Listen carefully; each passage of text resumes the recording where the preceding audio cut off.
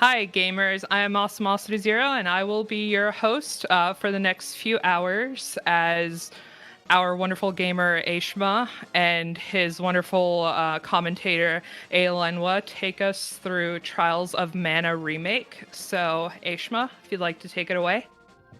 Hello everyone, I'm Aishma. As just said, I'm gonna be running for the next 3.5 hours or so for you the remake of Trials of Mana, a beloved game that probably a few guys of you already heard about, the original that never made it out of Japan outside of, other ways to play it, I want to say.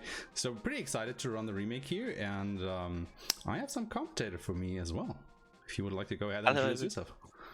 Hello everybody, I'm Aelenwa, and I'll be helping Aishma with the commentary of this run. I'm also a runner of the game, but on the PC.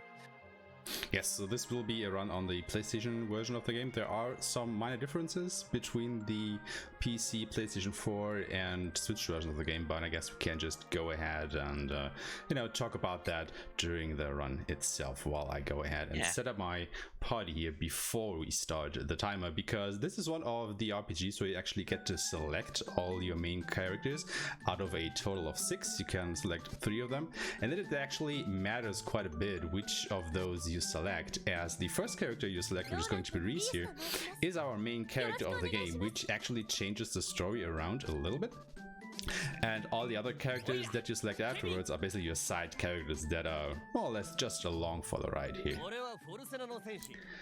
So, since we have a lot more time to talk about that, let's just make sure that we do have selected the right party, and I guess let's get this show on the road in 3, 2, 1, go. Good luck. Thank you. You're gonna need it. For sure. I mean, this is a JRPG run that takes multiple hours to get through, so as you can already imagine, there is gonna be some pretty heavy RNG going on here. Now, the first thing that we actually have to do is we have to get through the battle tutorial, which has 6 steps that you have to get through. They are always the same, so you can kind of prepare for them in order to already save, a little bit of time here. Yeah, they're really here to teach you all about the fights. You have your normal attacks that combos into each other, and then you finish your combo with the power attack, and you can also charge the power attack for some other occasions. And then you have the class strikes that we will abbreviate it with CS. That is kind of limits that you can use when you have your meter that is on the bottom part of the screen that reaches at least 100%. Yeah, so over the course of the run we will get multiple of these CS once we change our classes, which is a mechanic that I think started with this game, kinda. So basically at certain points in the game we can basically upgrade our classes, not only gain levels and stuff, which are huge boosts in power that we very much want to have kinda as quickly as possible, because they help quite a bit getting through the game here. But yeah, Reese is gonna be our main character for a couple of reasons. The first thing is she is a pretty good character all around. She is basically the buffer slash debuffer, or yes, buffer slash debuffer of the whole team. And more importantly though, her story is basically the quickest out of all of them. Now, each of the 6 characters are tied into pairs when it comes to the stories. So you have the story for Duran and Angela, for Kevin and Charlotte, and then for Hawk and Reese. And their story is the shortest one. It is the easiest one to get through. And that is why we basically select Reese as the first character that we select here. Now, what actually changes during the run is the beginning. As you can see here, each character has his or her own introductory sequence, and Reese is also the shortest out of all of them. Compare that to Duran, which takes like forever to get through. And yeah, go ahead. Yes, and I was gonna say, so don't mess up the part when he joins your team. Yeah. That is actually a good point, because as we just pointed out, the other 2 characters will of course join you at various points in the run. However, The developers decided that compared to the original, when you get your other party members, you actually get a little text box that asks you, hey, you know, you haven't met this character before, do you want to go ahead and play their introductory sequence as well? And of course, you can imagine it is critically important that we say no to that. Otherwise, that is a time loss of, I don't know, 10 minutes or so, I want to say, per character. Maybe not that drastic, but it is multiple minutes that you have to get through. So we have to make sure that we do select no there. Yeah, Duran is like a 6-minute time loss, while Kevin is a between 3 and 4. Don't jinx it.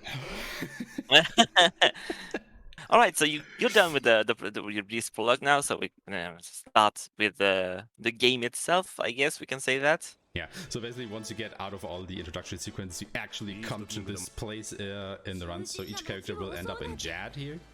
And this is basically where all the routes converge for a large part of the game until they diverge again at a another pivotal point in the story. So story. Go ahead. Go ahead.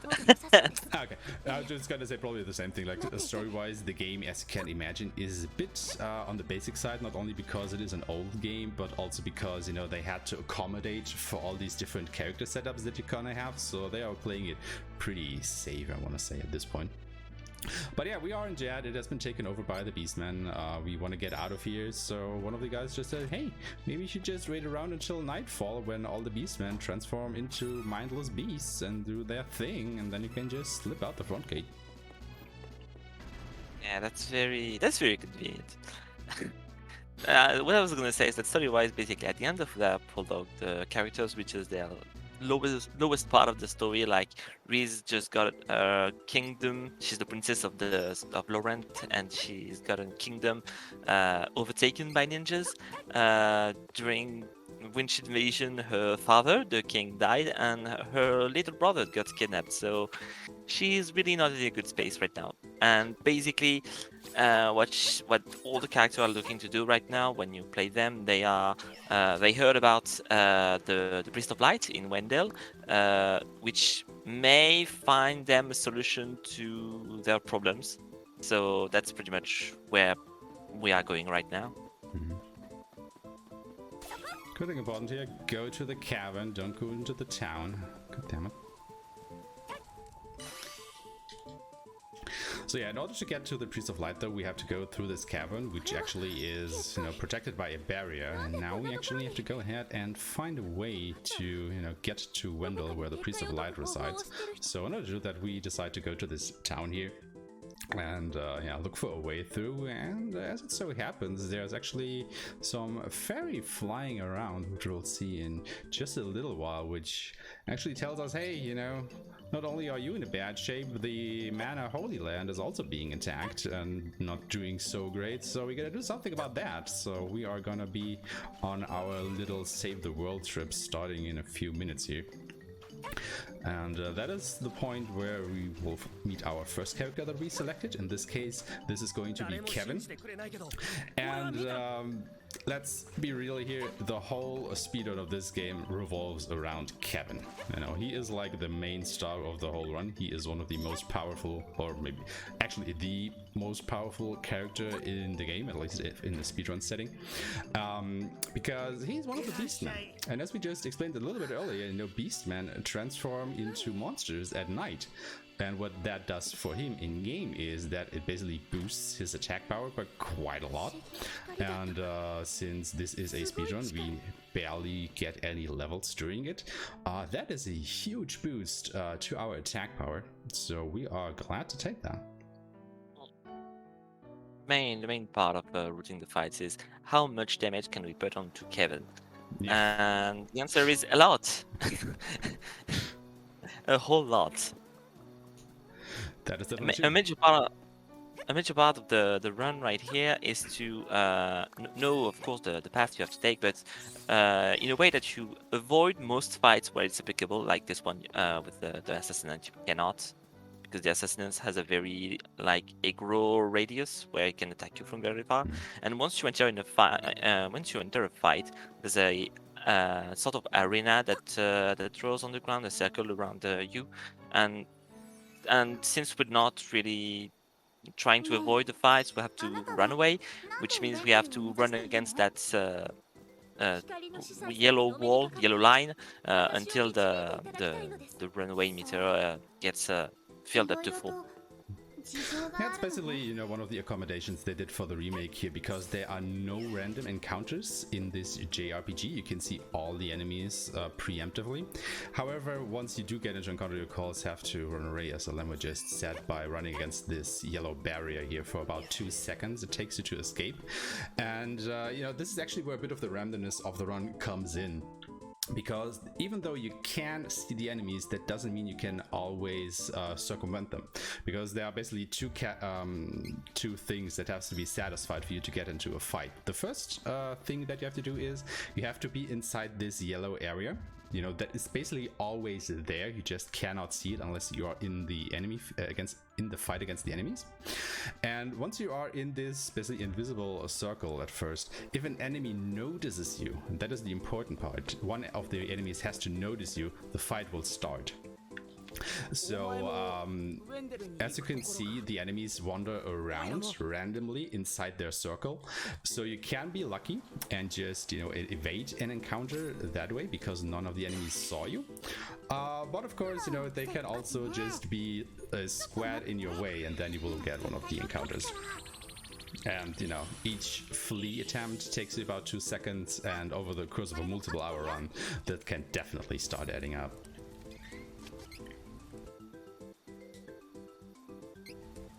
So this is one of the systems they actually added for the remake, which is the ability menu. Now, what you do is every time you level up, you gain a few points that you can basically spend on these, well, quote-unquote skill trees in 5 different categories, and you basically unlock some passive bonuses that you can equip to your characters. You can equip a maximum of 2 of these in the beginning, and with each class change that we are going to do later on in the game, you can equip 2 more, up to a total of 8 if you were in the post game, but 6 during the main story.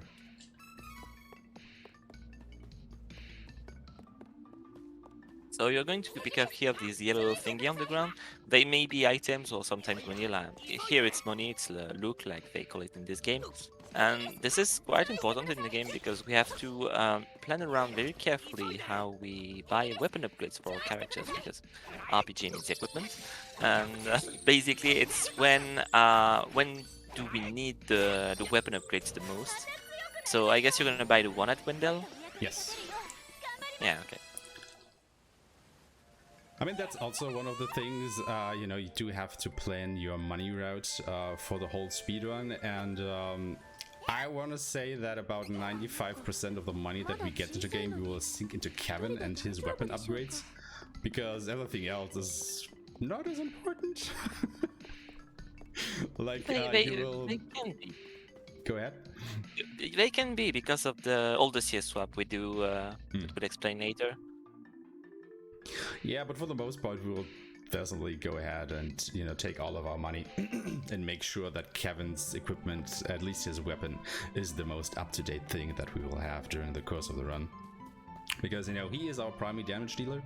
The other characters are, of course, also in the fights, but you can just see them wander around, not necessarily aimlessly, but they are definitely not as aggressive and or reactive as you as the player character are.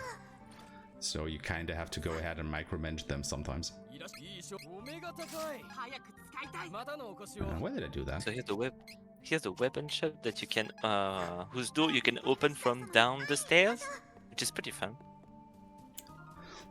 Yeah, oh yeah, you backed off the menu. Yeah. You can, so every time you buy a piece of equipment, you can basically not automatically, but you can already equip it once you buy it. For some reason I didn't do that and have to go back into the menu. Minor time loss, but you know, nothing major.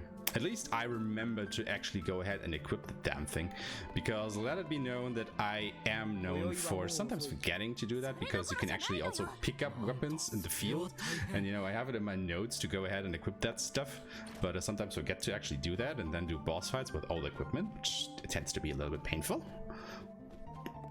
Thankfully, the game has has a very good autosave feature that autosaves a lot all the time, and you can. So if you make a big mistake like that, we can always load the autosave and fix the problem. It's still time lost, but for a marathon, that's cool because that makes things pretty safe. Yeah, I mean, as you can imagine, the original, of course, did not have that. That is also one of the commodities that they added in the remake there. So, all the saves all around, which also means, that we don't have to actually go ahead and go to these save points in between, or not a lot, for a bit of marathon safety, which is actually an interesting thing because there are two different kind of save points. There are these silverish gray statues and the golden mana statues where you can save, and the difference between them is at the gray ones you can basically only save, then nothing else is gonna happen there, but the gold ones also recharge your whole HP and MP, which is actually important because Kevin has a skill called Conflagration, which actually boosts his attack power when he is low on health. So we want to go ahead and try and set that up for certain boss fights.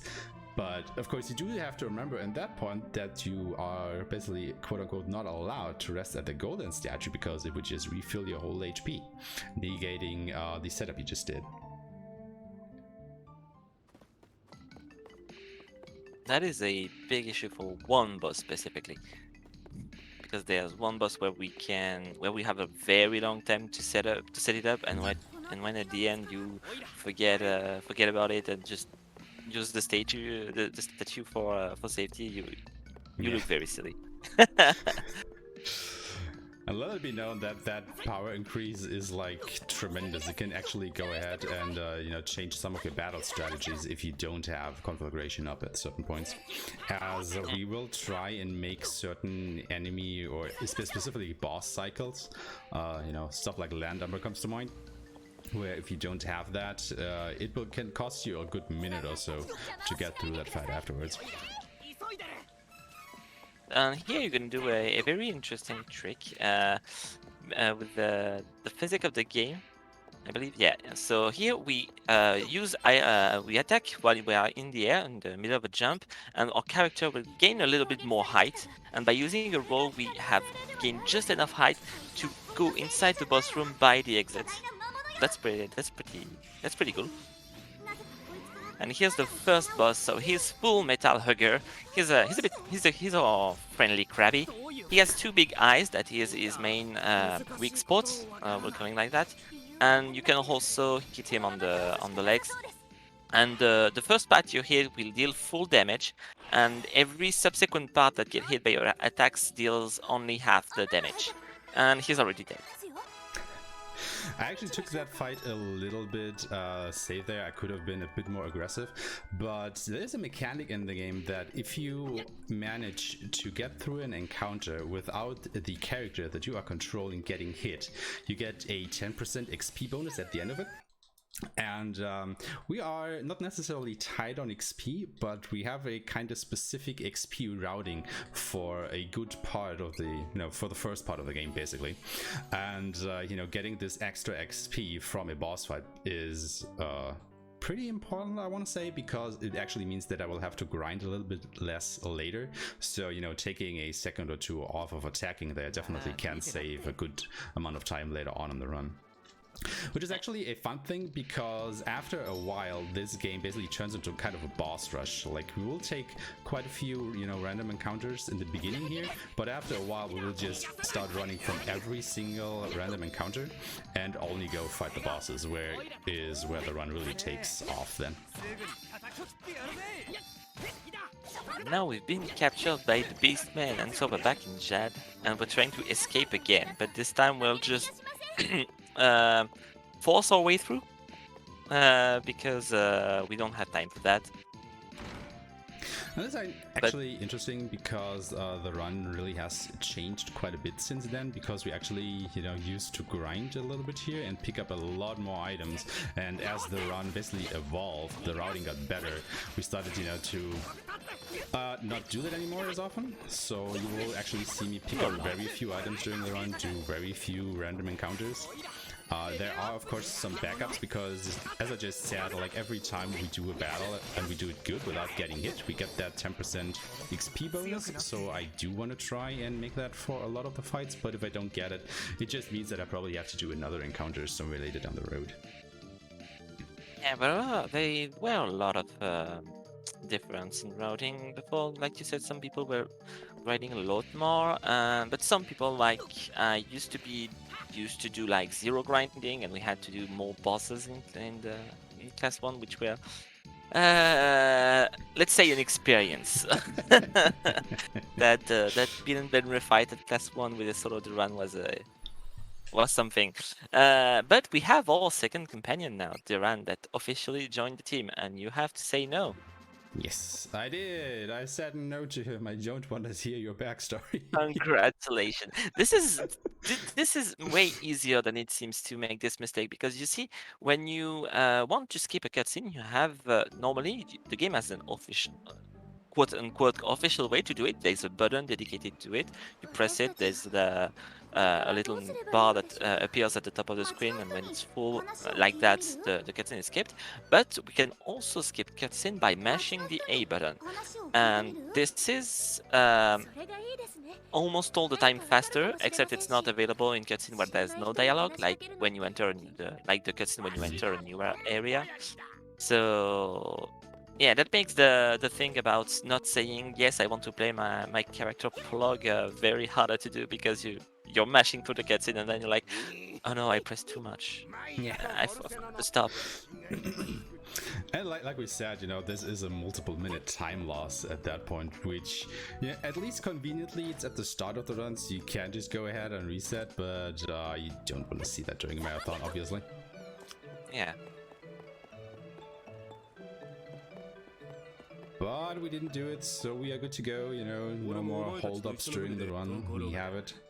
We can just go ahead and proceed, and we are already on our way to the second boss fight in the game, actually. Just a few minutes out from here. So there are quite a few bosses in this game, actually. I'm grasping at straws for the number, but I think about 20 or so. That was maybe more.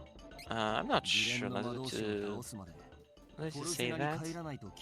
There's 1, 2, 3, 4, 5, 6, 7, 8, 9, 10, 11, 11, 19, 20, 21, 20.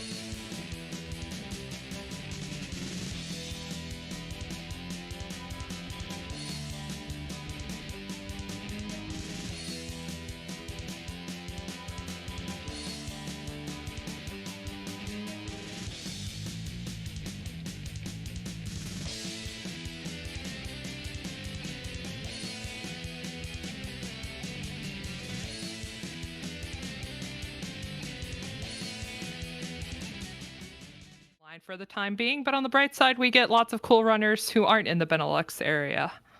So, and we are back, it looks like. Yep. All right, that was fast. I mean, you basically came back to the right point because I'm just gonna do some menuing here, so you can see that more. I'm gonna spend some of my training points here to get some more abilities set up for the coming boss fight. We didn't do anything else in between, so not a lot was lost there. All right, so let's go ahead and make sure I actually equip the right things here. Yeah, so you set up the run in a tank setup where you give him a bonus HP and an ability called Provoke that is a taunt. It brings the enemy's attack to him.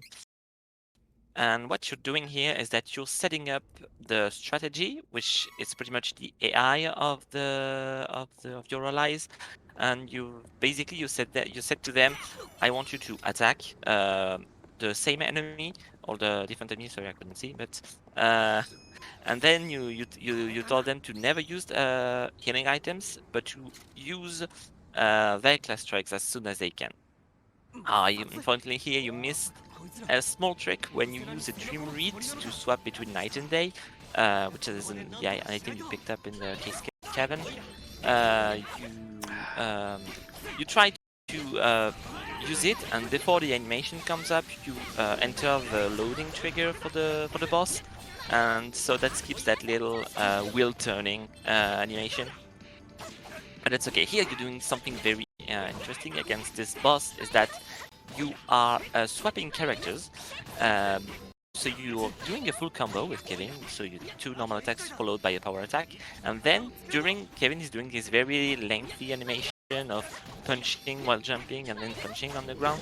You swap to Reese and you have time to do another full combo with her before Kevin is available again. And that makes it so that you can do more damage to the boss in a short period of time, because doing this you make Reese attack more often than she would be if the AI was just controlling her. Right. And with that, the boss is already done, and you did not get hit, I believe? I did. He actually did one of his close-up punches, because as you saw these robots doing, they mostly use some attacks with some pretty lengthy animations where they just, twirl around and shoot their rockets at you, or their lasers, or whatever they held there. However, sometimes they can just decide to turn around, face you, and just punch you in the face, and that comes out so quickly that you basically cannot counter that by just evading it. So sadly I did get hit there for a very minuscule amount of damage, but it still did negate the XP bonus that we have been talking about earlier. So I may have to do some more fights later down now, but it can also still be good on the XP route, so we will just see how that pans out, depending on if I get more flawless XP bonuses during some of the random battles or not. We're looking for the no damage bonus for like the 4 first bosses of the game. The first 3. So what was the second one? Unfortunately, we hope to get the no damage bonus, but they all have attacks that can just hit you without you having time to react. So we cannot really plan around it, plan around having it every time. Yeah, which is actually unfortunate, because we do want to get that XP bonus specifically from these few bosses, but they tend to be the ones that have the most random attacks as well. I think most of the other bosses are a bit more scripted, or it's easier for you to see their attacks. So yeah, you just have to basically deal with it. And now we reached the part of the run where we're gonna do the grinding. We're gonna start the grinding, especially with this area. The golden road will traverse like 5 times, I believe. And we're gonna do. Well, since we are now level 8, we have a lot more damage, so we can clear this fight very quickly. And compared to the time we take to clear this fight, they bring a lot of EXP. So that's pretty nice. The Golden Road is definitely one of the places that we used as a grind spot pretty heavily in the early stages of the routing. But since then, we still take quite a few fights around here, but definitely not as many anymore. Like, we are not doing full circuits anymore as we used to do in the early runs. Unfortunately, the enemy is not exactly behaving with their pathing there. Of course, you would prefer for them to clump up a bit so your attacks can actually hit multiple of them, but they're all, just fanning out today, so that will lose a couple seconds here and there, which of course, will add up over the course of the round for sure. But, yeah, well, sometimes stuff like that just happens. Yep.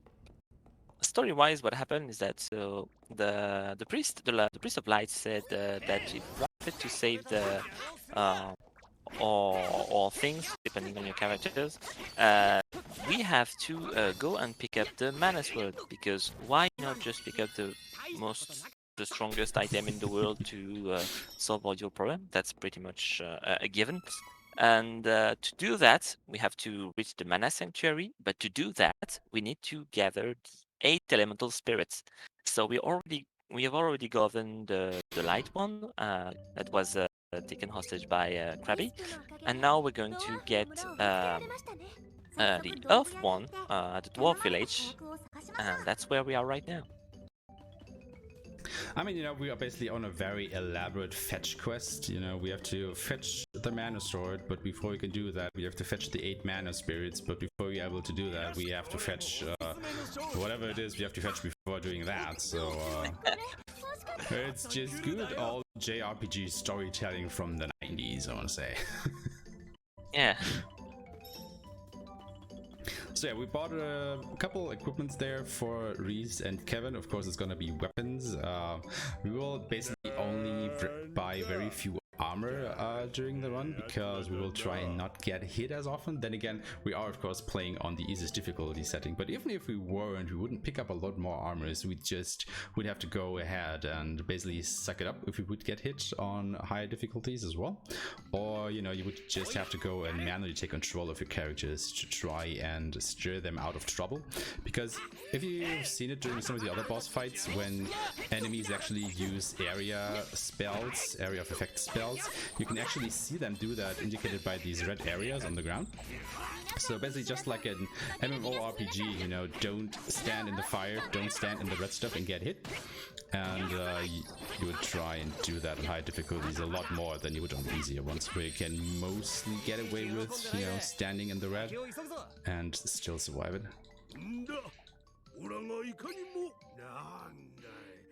So we don't know where the spirits, the spirits are. So we want to. Our plan was to first reach the Volsina, where we could ask the king where they are. The problem is that when we tried to take the bridge to Volsina, we encountered the golems, and after beating the golem exploded, and they destroyed the bridge. So now we have a better solution in plan, but for that we need nitromite, that is in the possession of Watt, that just went more deeper into this cavern. And you picked up a very important item here, that is the curious cookie, the curious biscuit, I think. We call it a cookie.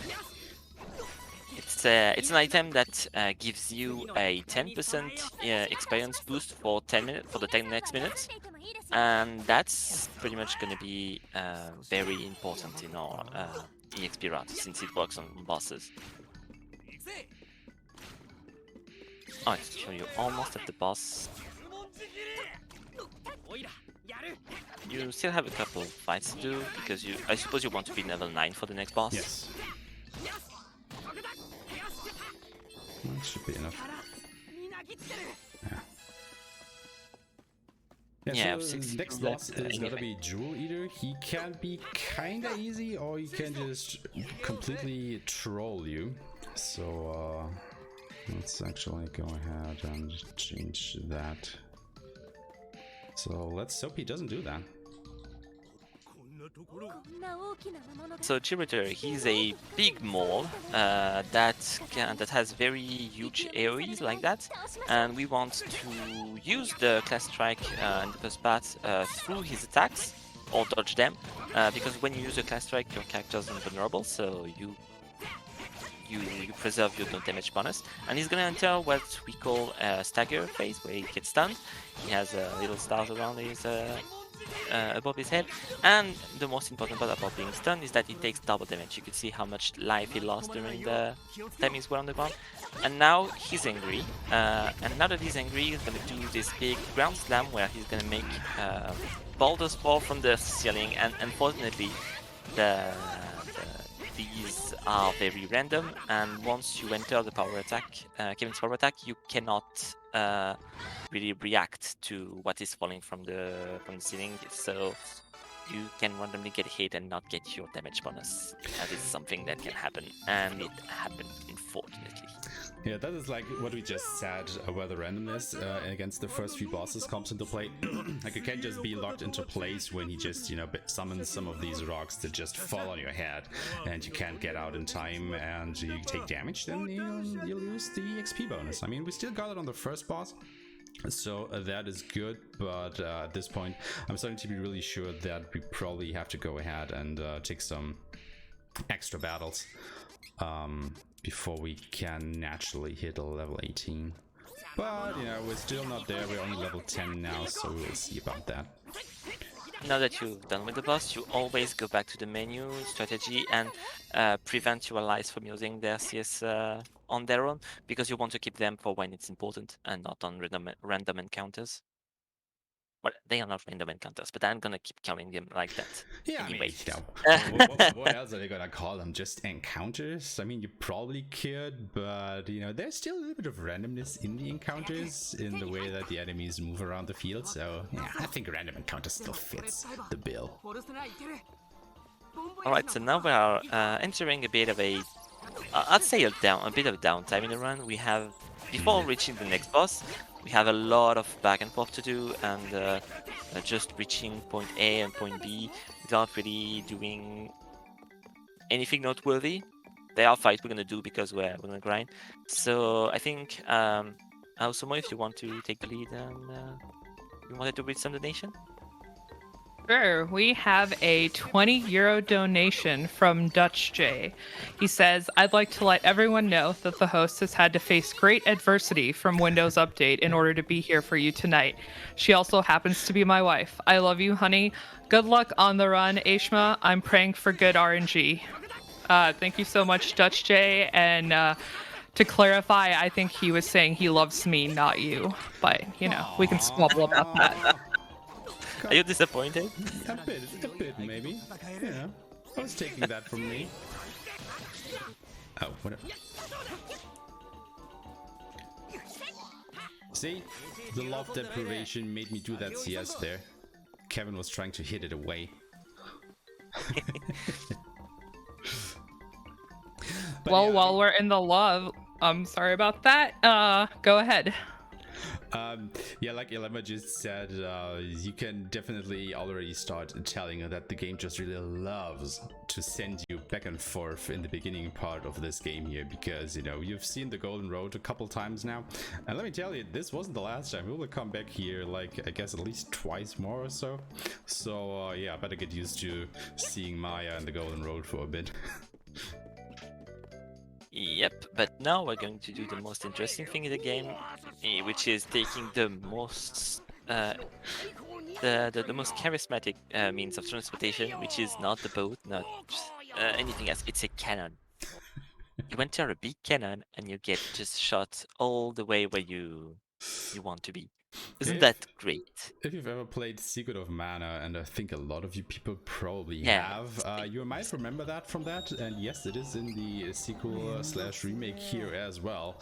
And yeah, like, how is this safe? How do they survive the impact of landing from that? Like, there are so many questions surrounding this method of travel here, but I guess you just gotta roll with it. So we wanted to go to Bolsena, but unfortunately the owner of the cannon, Bon Voyage, is not good at aiming a cannon over very large distance. So instead we're not very far from Bolsena, but we have to traverse this whole Molde Malls, which is interesting because the enemies here can drop an item called the Emerald Buckler, which change the element of your regular attacks into earth damage. And what's really interesting is that the next boss is vulnerable to earth. Although the drop is very rare, so we are still going to use some clothes on the next boss, but there's a shop we will take that also sell this clothes. So you know, if you can take the drops, that's very nice. But if you don't, that's not an issue. We are prepared for that. Yeah, you basically save a little bit of money if you don't have to buy as many. But in terms of the money route, it doesn't matter too much because, you know, we take that into account. So we are still gonna be good. And we have one more chance of getting some right here in this battle. So let's see if we are lucky.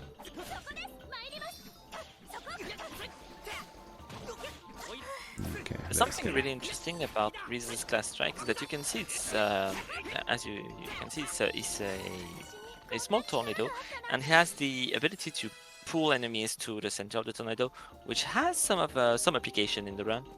That's very interesting. That's the only CS in the game that has this property. So she's lucky. Also, another thing that you just saw there was when I got into this very last encounter, I was actually trying to go ahead and switch to Kevin.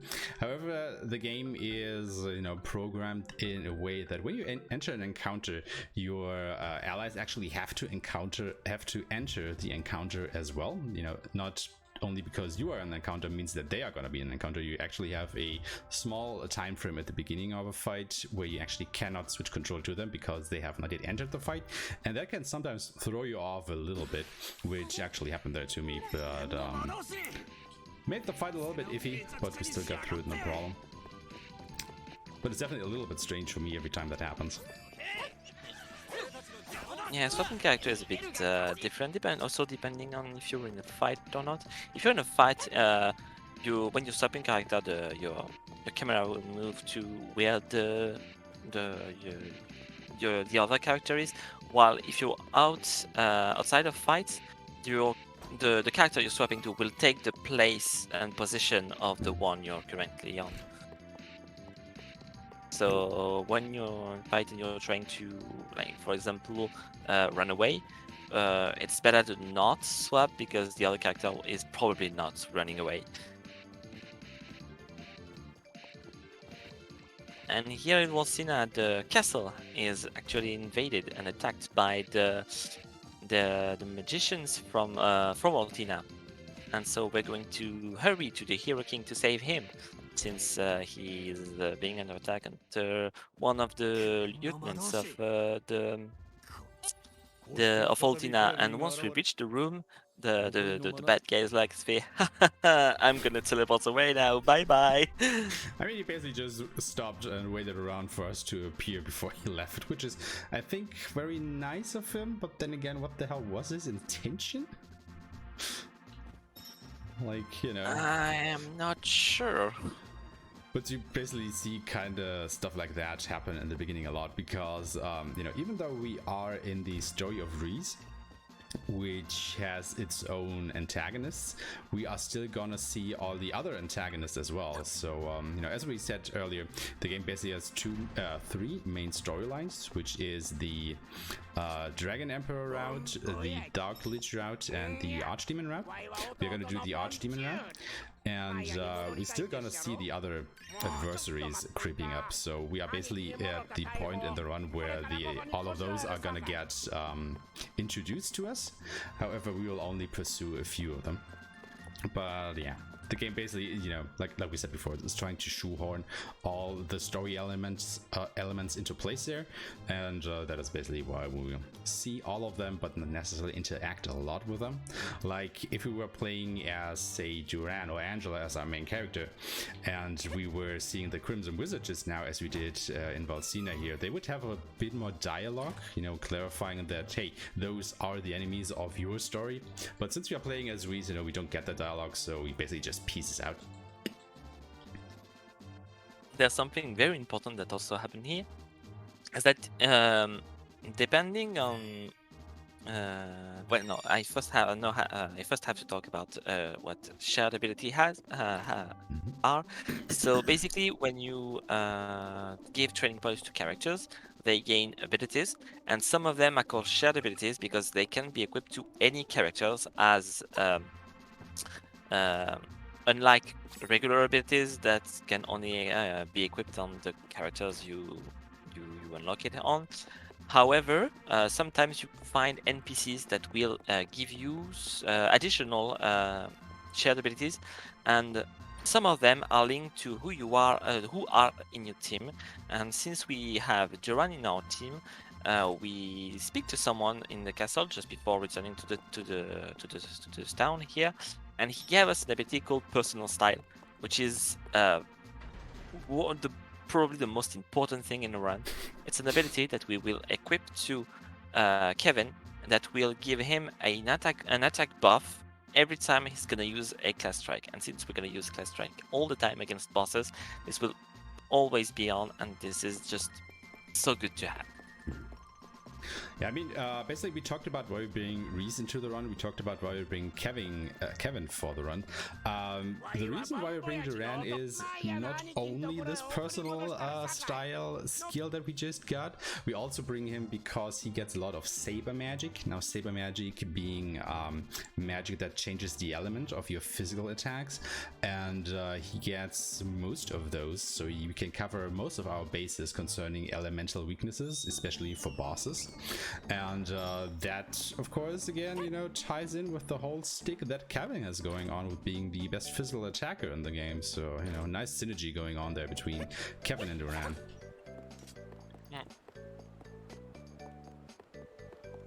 But yeah, Duran will basically be our buff bot for the duration of the run. Like, there is not a lot else he is going to do. Like, he himself is a pretty good physical attacker as well. However, since we do have limited resources, limited money to go around between all three of our characters, and Kevin is the most important one out of the three, we will sink our resources into him, as he's also the character that we are going to control. So yeah, sorry Duran, we won't see a lot of use from you outside of buffing. Oh, he has one use. He tanks attack. Okay, he has a lot of XP and he draws enemies' attention, which allows you usually to get your no damage bonus XP because the enemies are not supposed to attack you. Unfortunately, the ability is not 100% effective. So that's a downside, and that's why we usually always get hit once or twice against bosses when we don't want to. True. Also, now that you mentioned it, I forgot one thing, which is, of course, the ambush ability that Kevin gets. Kevin has an ability that makes it so that enemies that are, targeting another ally take extra damage from his attacks. And since Duran, of course, has this provoke ability, which makes it so that enemies mostly target him, we get a nice, passive, I think, 15% damage bonus by equipping that ability. So that is, of course, another synergy going on between those two, specifically. This is the last time we're going through the Golden Road. Oh no, it's already daytime. You're not gonna be able to do the zombie fight. Because some monsters are only present during day or night, and usually when they are replaced by other monsters. But that's only if they are in the group of monsters in the encounter. They are monsters that are still present in the other day-night cycle. So since the zombies tends to only be with zombies, once the daytime comes, the fight just disappears and you don't have it. So we have to do another fight somewhere to take the XP. And welcome to Baiser. We're here because there's a boat here that's gonna lead us to where we want to go. Is that we want to get the wind elemental spirit, which is around the citadel of Laurent, which, if you remember, is the home city the home castle of Greece, since she is the princess here. Well, since both her parents are dead now, she's pretty much the queen now. But that's Oh yeah, that's actually true. It's not that important when you do not own the castle. I actually never thought about that she is the Queen of Lore now. Yeah, you're right. Huh. Yeah, but she's never called that. I mean, you know, we have to save the world. We don't have the time to, you know, just go ahead and save one kingdom, right? Yeah. Bigger things are at stake here, so not a lot of time to exert our royal powers over our lowly subjects. Especially since she doesn't know what happens to her subjects, because she literally fled her people when things went really down. So yeah. So here you're gonna buy weapon upgrades. So I suppose it's for Kevin and Breeze. No, only for Kevin. No, just Kevin. Okay. Now we're speaking to a few NPCs around town because the game asks us to, and unfortunately we cannot really skip part of the game, because when a quest tells you to do something, to speak to an NPC or anything, you cannot. You do not have the right to skip it to go to the next step, even if you know what it is, because the next step won't load whatever happens. We have tried a lot of things to try to skip things for any person, and there are a couple of boss fights that we can skip because they are not directly a quest objective. They are not a quest marker on them. But aside from them, literally we cannot skip anything that has a quest marker on it. So even though the game is, you know, programmed wonky in a couple of ways, because there are actually quite a few glitches and out of bounds skips and whatnot, the quest markers themselves are pretty rigidly programmed. So yeah, I mean, maybe one day we'll find a way around that, but not so far. So fingers crossed, maybe. But then again, we are running the glitches category here anyway, so even if we would have those, we are not eligible for this kind of run, so yeah. Yeah, and by glitches we mean anything that breaks the game's inner workings, like something like a ledge, jumping on the ledge on the backwards, going from to bottom to top, is not considered a glitch, even though it's technically abusing the physics of the game. It's something a bit weird with the game, because basically you can set the FPS cap to 30, 60, or 120 if you're on PC. If you're on console, you're on PS4 it's 60 FPS whatever happens, and on Switch it's 30. And what happens is that the physics of the game is a bit linked to your FPS, and the higher FPS you have, and the higher you can jump. And so if you are so the higher your FPS, the easier it becomes to do some ledge skips like that, where you going through shortcuts that should be the way back, and instead you're taking it to take the way in. And so that's what we're doing. Every time you see us jumping, attacking, and rolling through a ledge, that's what we're doing, and that's what we're abusing. Yeah, in terms of the speedrun, it basically means that the PC version, or players of the PC version, have access to basically all of the skips that we found. The PlayStation 4 players have access to most of the skips, and then the Switch players have basically access to the least amount of skips in the game, ledge skips, that is.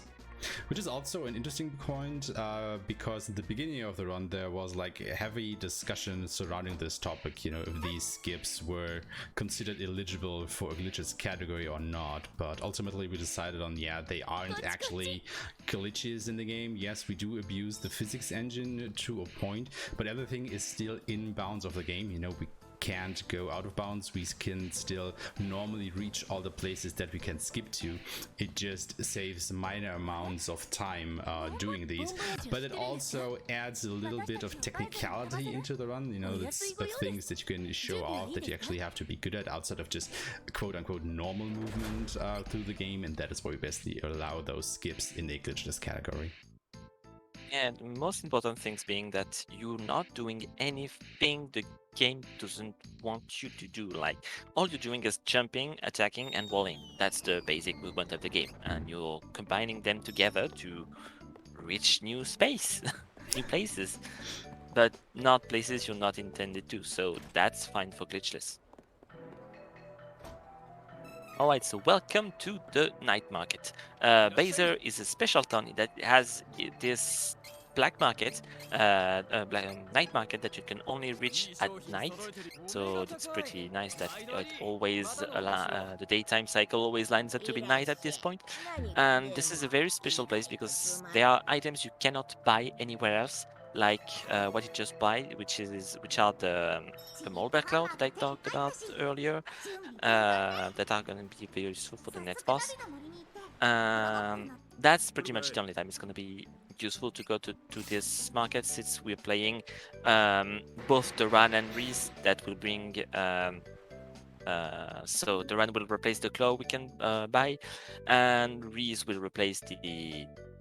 I was gonna say debuff item, but no, there's no debuff item on the shop yet. But yeah. Anyway, where we won't need more interesting thing here.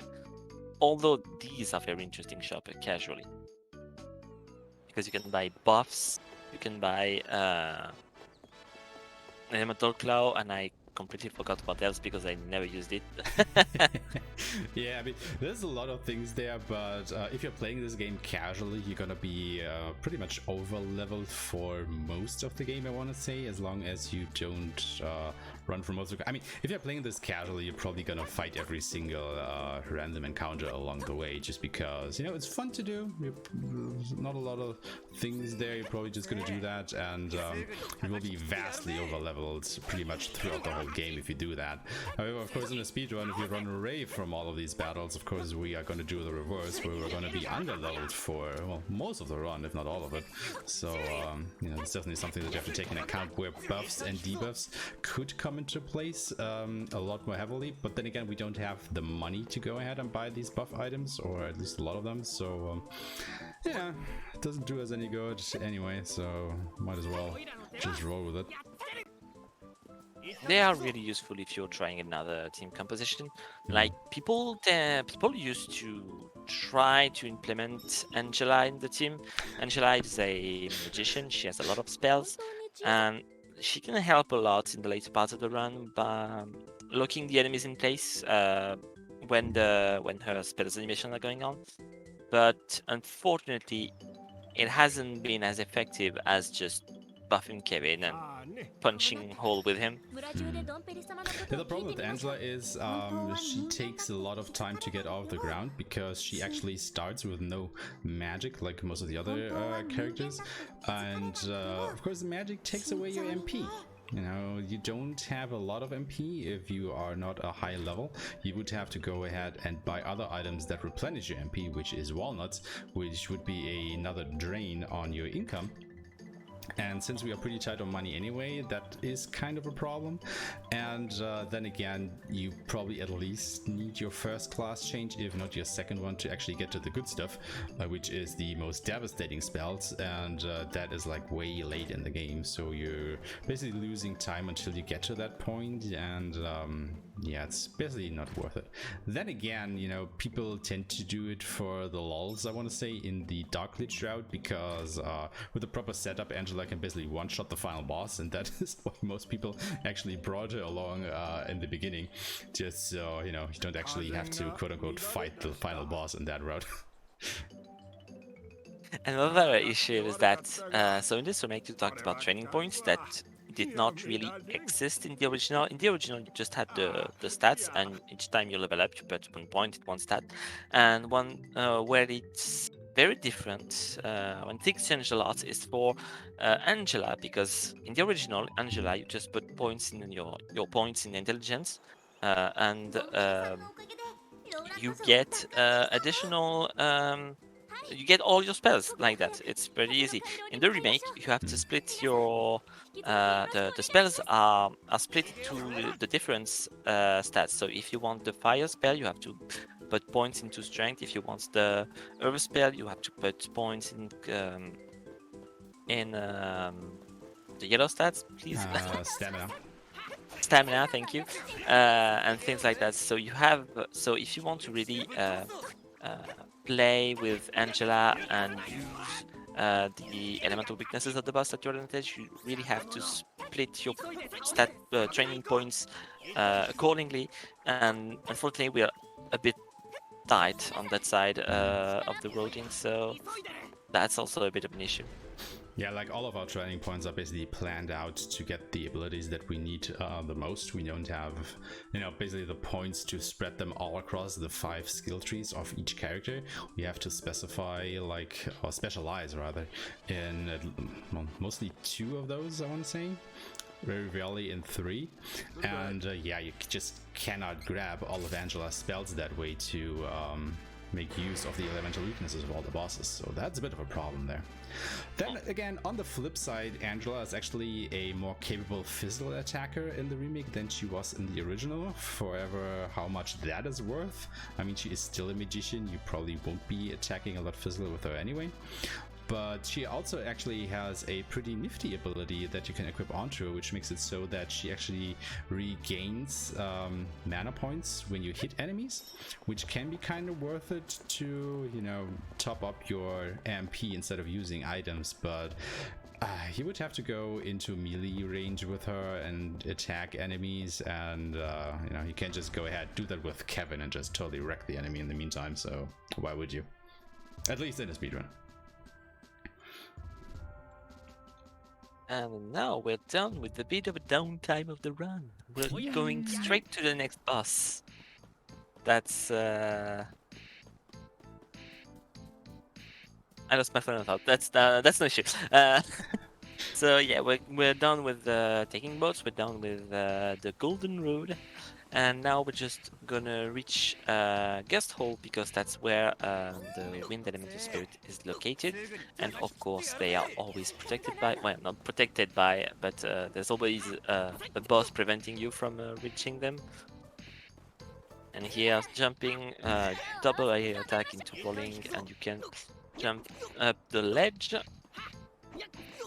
And here we're going to do it 2 more times to reach up the top part here. So the second one is a bit tricky where you have to roll, but that's fine. And there's a Cup of Wishes in this chest. Cup of Wishes that are pretty much the Phoenix Down of this game. Items that can allow you to revive your allies, except in this game it revives you for full HP, so that's pretty nice. And at this... Go ahead. No, go ahead. Okay. Interesting thing here, we are now coming into Gusta, where the next part of the story happens, where you're gonna fight the next boss, and you cannot actually, or you can enter this area. However, there's a statue on this bridge here that is blocking the entrance until you are in this point in the story. I have never seen this statue up until now, because I only come here when the story dictates me to. So one of these days, I think I should really come here casually and just look at it, because I am really anxious to know how this actually looks like. Well, it looks like pretty much every other statue in the place. But really. I want to see Just it. not... I want to touch it. Oh, sure. So here we're gonna do.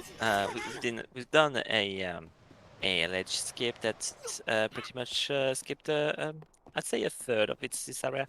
And here's a wind that you're supposed to press the button down there to turn the statue, so there's no wind, but due to an oversight in the level design, you can just run through it, then jump and roll behind it. Like that, just very easily. And now we have a small labyrinth that we have, where we have to turn the statue a couple times to reach the end. That's a thing we can do that we could do in any percent if we didn't just do an OB and skip the whole area is that you can just swap characters to break the wind. Like you spam the swapping character, and at what point the wind mechanics would just break and you will walk through it. It's pretty fun to do and very easy, but also very random. And with that, we have a last encounter to avoid. Well, to avoid, you cannot avoid it, but oh, you're doing it. Okay. Yeah, I'll probably need the XP anyway here, so might as well take that. And so you see that he's enabling the use of his class strike again, still where the boss fight is happening on the next room. And we're gonna see also our first mana stone from up close, which basically means that we should be changing class. That's how they pretty much lined up the level curve in this game. But here we're only level 11, and to do our first class change, we need to be 18. Yeah, if So you're we're playing not there casual, you probably would be level 18 at this point in the game already, Yep. so you can kind of see how far behind we actually are in terms of XP at this point. Alright, so here's Harsipit. She's not a very difficult boss fight to get your no damage down, because she has very well telegraphed attack, unless you get hit by the feathers around she has around with Buffett. That's really the only issue. Yeah. But other than that, unlike other bosses previously faced, she does not have very quick hitting attack that can surprise you. So we're just... She does supersonic. Yeah, she's... There it is. Around 25%, well, when you down like 25% to 30% of her health, she starts charging this attack. You see she has a new some sort of health bar that is blue above her head, and when you hit her enough, the bar disappears. She gets stunned and staggered, so she gets double damage. And also we used the Mold Buckler in this fight to deal more damage. As you can see, the damage we're dealing, the numbers are yellow, which means we're hitting an elemental weakness. And now we want to reach around 33 to 25% health remaining. So she goes into Supersonic again. It's a bit slow to...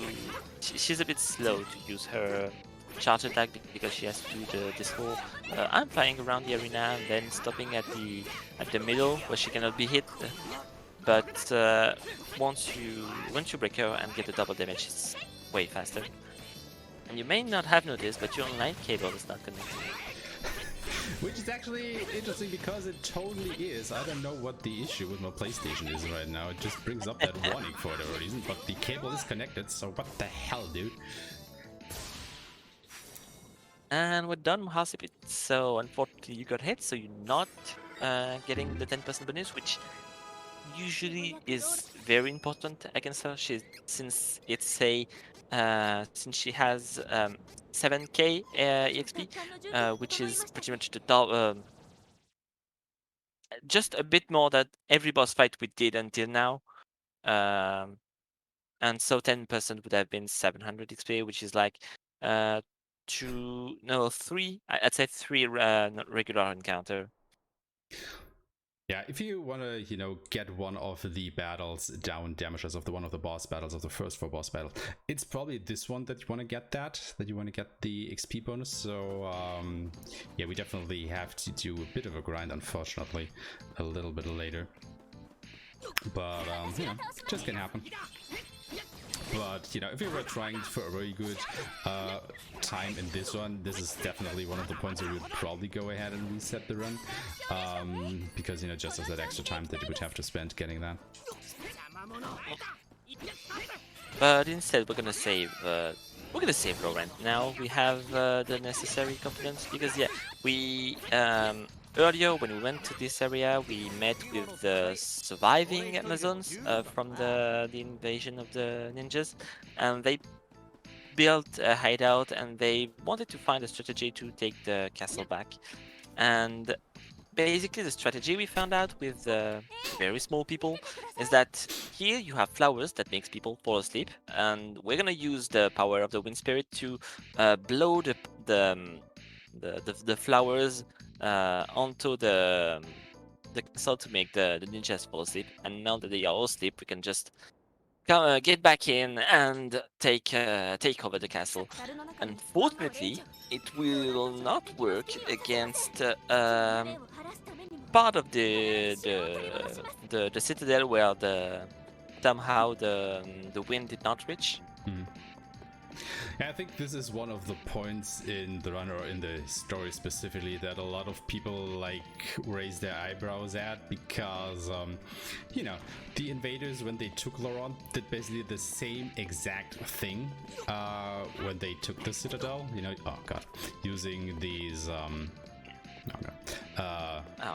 sleep flowers basically to put all the guards to sleep and then invade, and now we are doing basically the same exact thing. So yeah, like, why didn't they, you know, defend themselves against that? Like, people, you know, start thinking just a little bit. Because they did not do it at the same scale, I think. And still, like, you know, because apparently those sleep flowers basically only work once on a person, is what I've gathered from the story. So, you know, maybe just go ahead, immunize yourself against the effects if you know that it exists. It just kind of rubbed me the wrong way a little bit there. And here we had Okai, so he's the counterpart of Reese for the Archfiend story. That something very nice this game does, and it was already doing in the original, is that the character you do not pick will appear in front of you in the new progression with a small cutscene where they interact with your party. It's pretty nice to see. You basically see all the other characters at various points in the story, even if they are not part of your party. So, you know, you really get the feeling that everybody is inside this world and not just there for the story itself. It is a pretty nice touch for sure.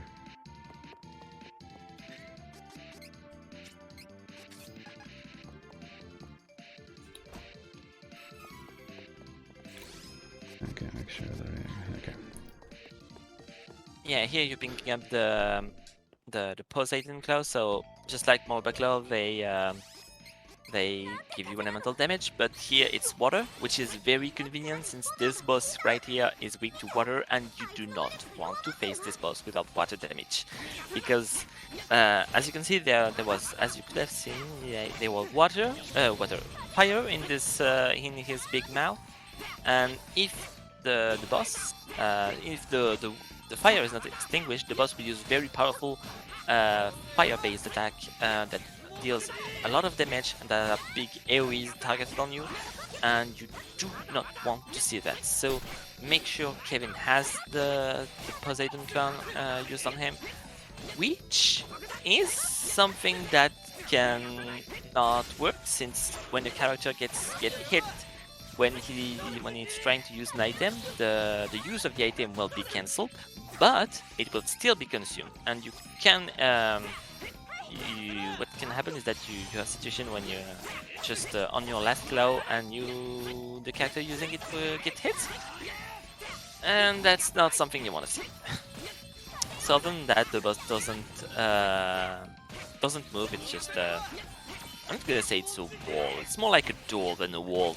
But yeah, we want to just actually the boss otherwise can cast traps on the ground, and basically there are areas that just deal damage periodically, and that's the worst offenders of cancelling item usage.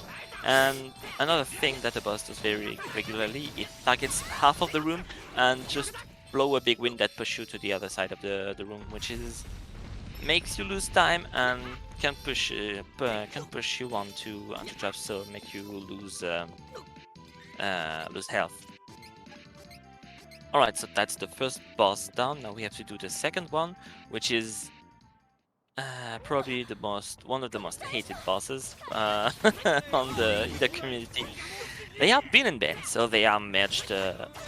They are two ninjas that have merged, and they are they do multiple things that can be really annoying.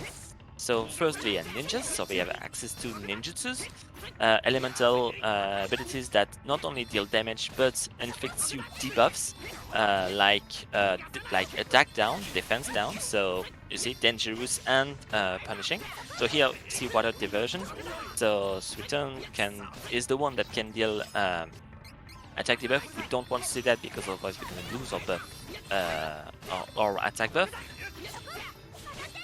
And other than that, the boss unfortunately has no elemental weakness that we can use. No, he has no elemental weakness whatsoever. And more, it's even worse that it's resistance to the main elements.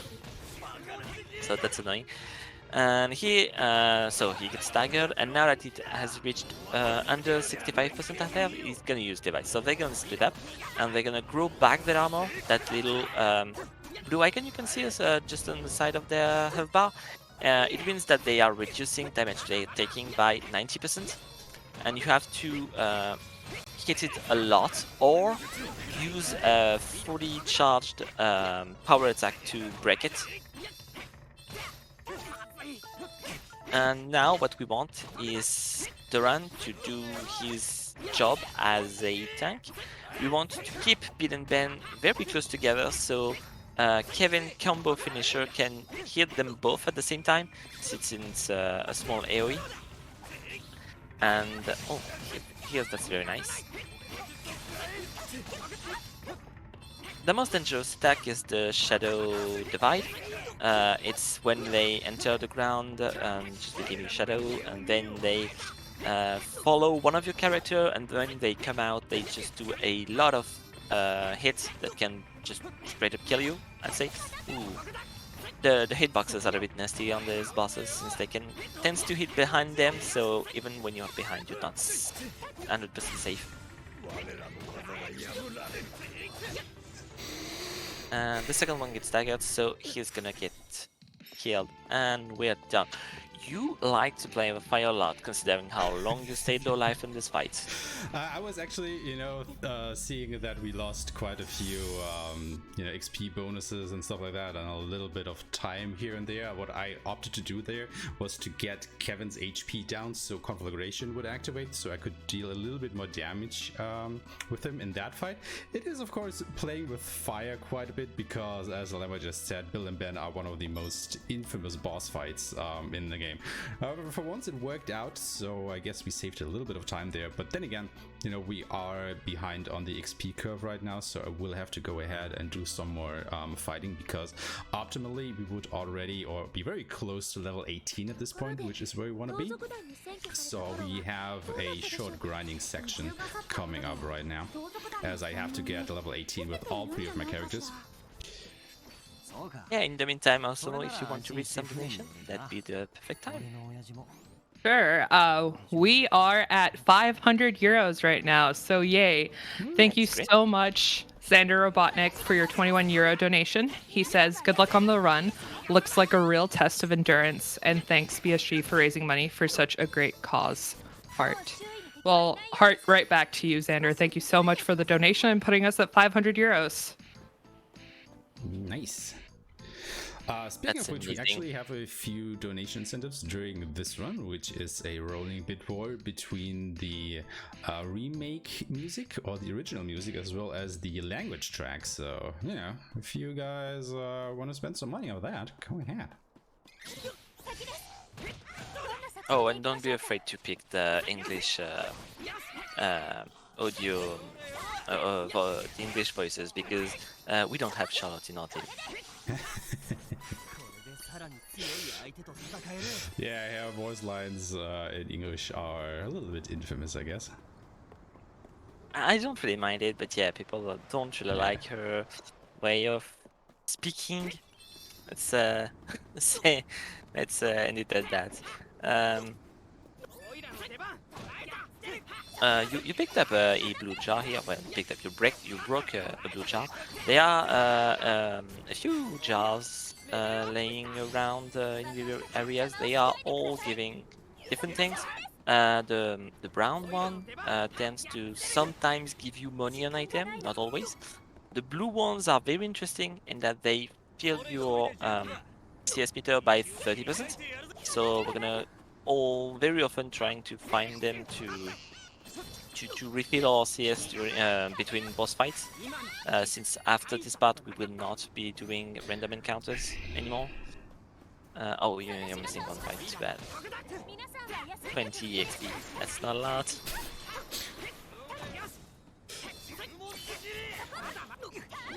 What's really nice in this game is that these Copper Knights are not so dangerous anymore. In the original, they could just decide to cast a whole tornado attack that would just hit the whole screen and deal like 80% of your max health, maybe more at the point of the game. They were just so nasty in the original. They could very easily one-shot you for sure. There were a lot of monsters like that. The original was really unforgiving at some point. And we're here with the Mana Stone, and we are switching classes. Ew, finally. So we have Reese that is going to go with her Dark Path. Why is that? So you have two choices each time. You have light or dark. They just here for the flavor. They do not have any the light or dark thing has no impact on the story whatsoever.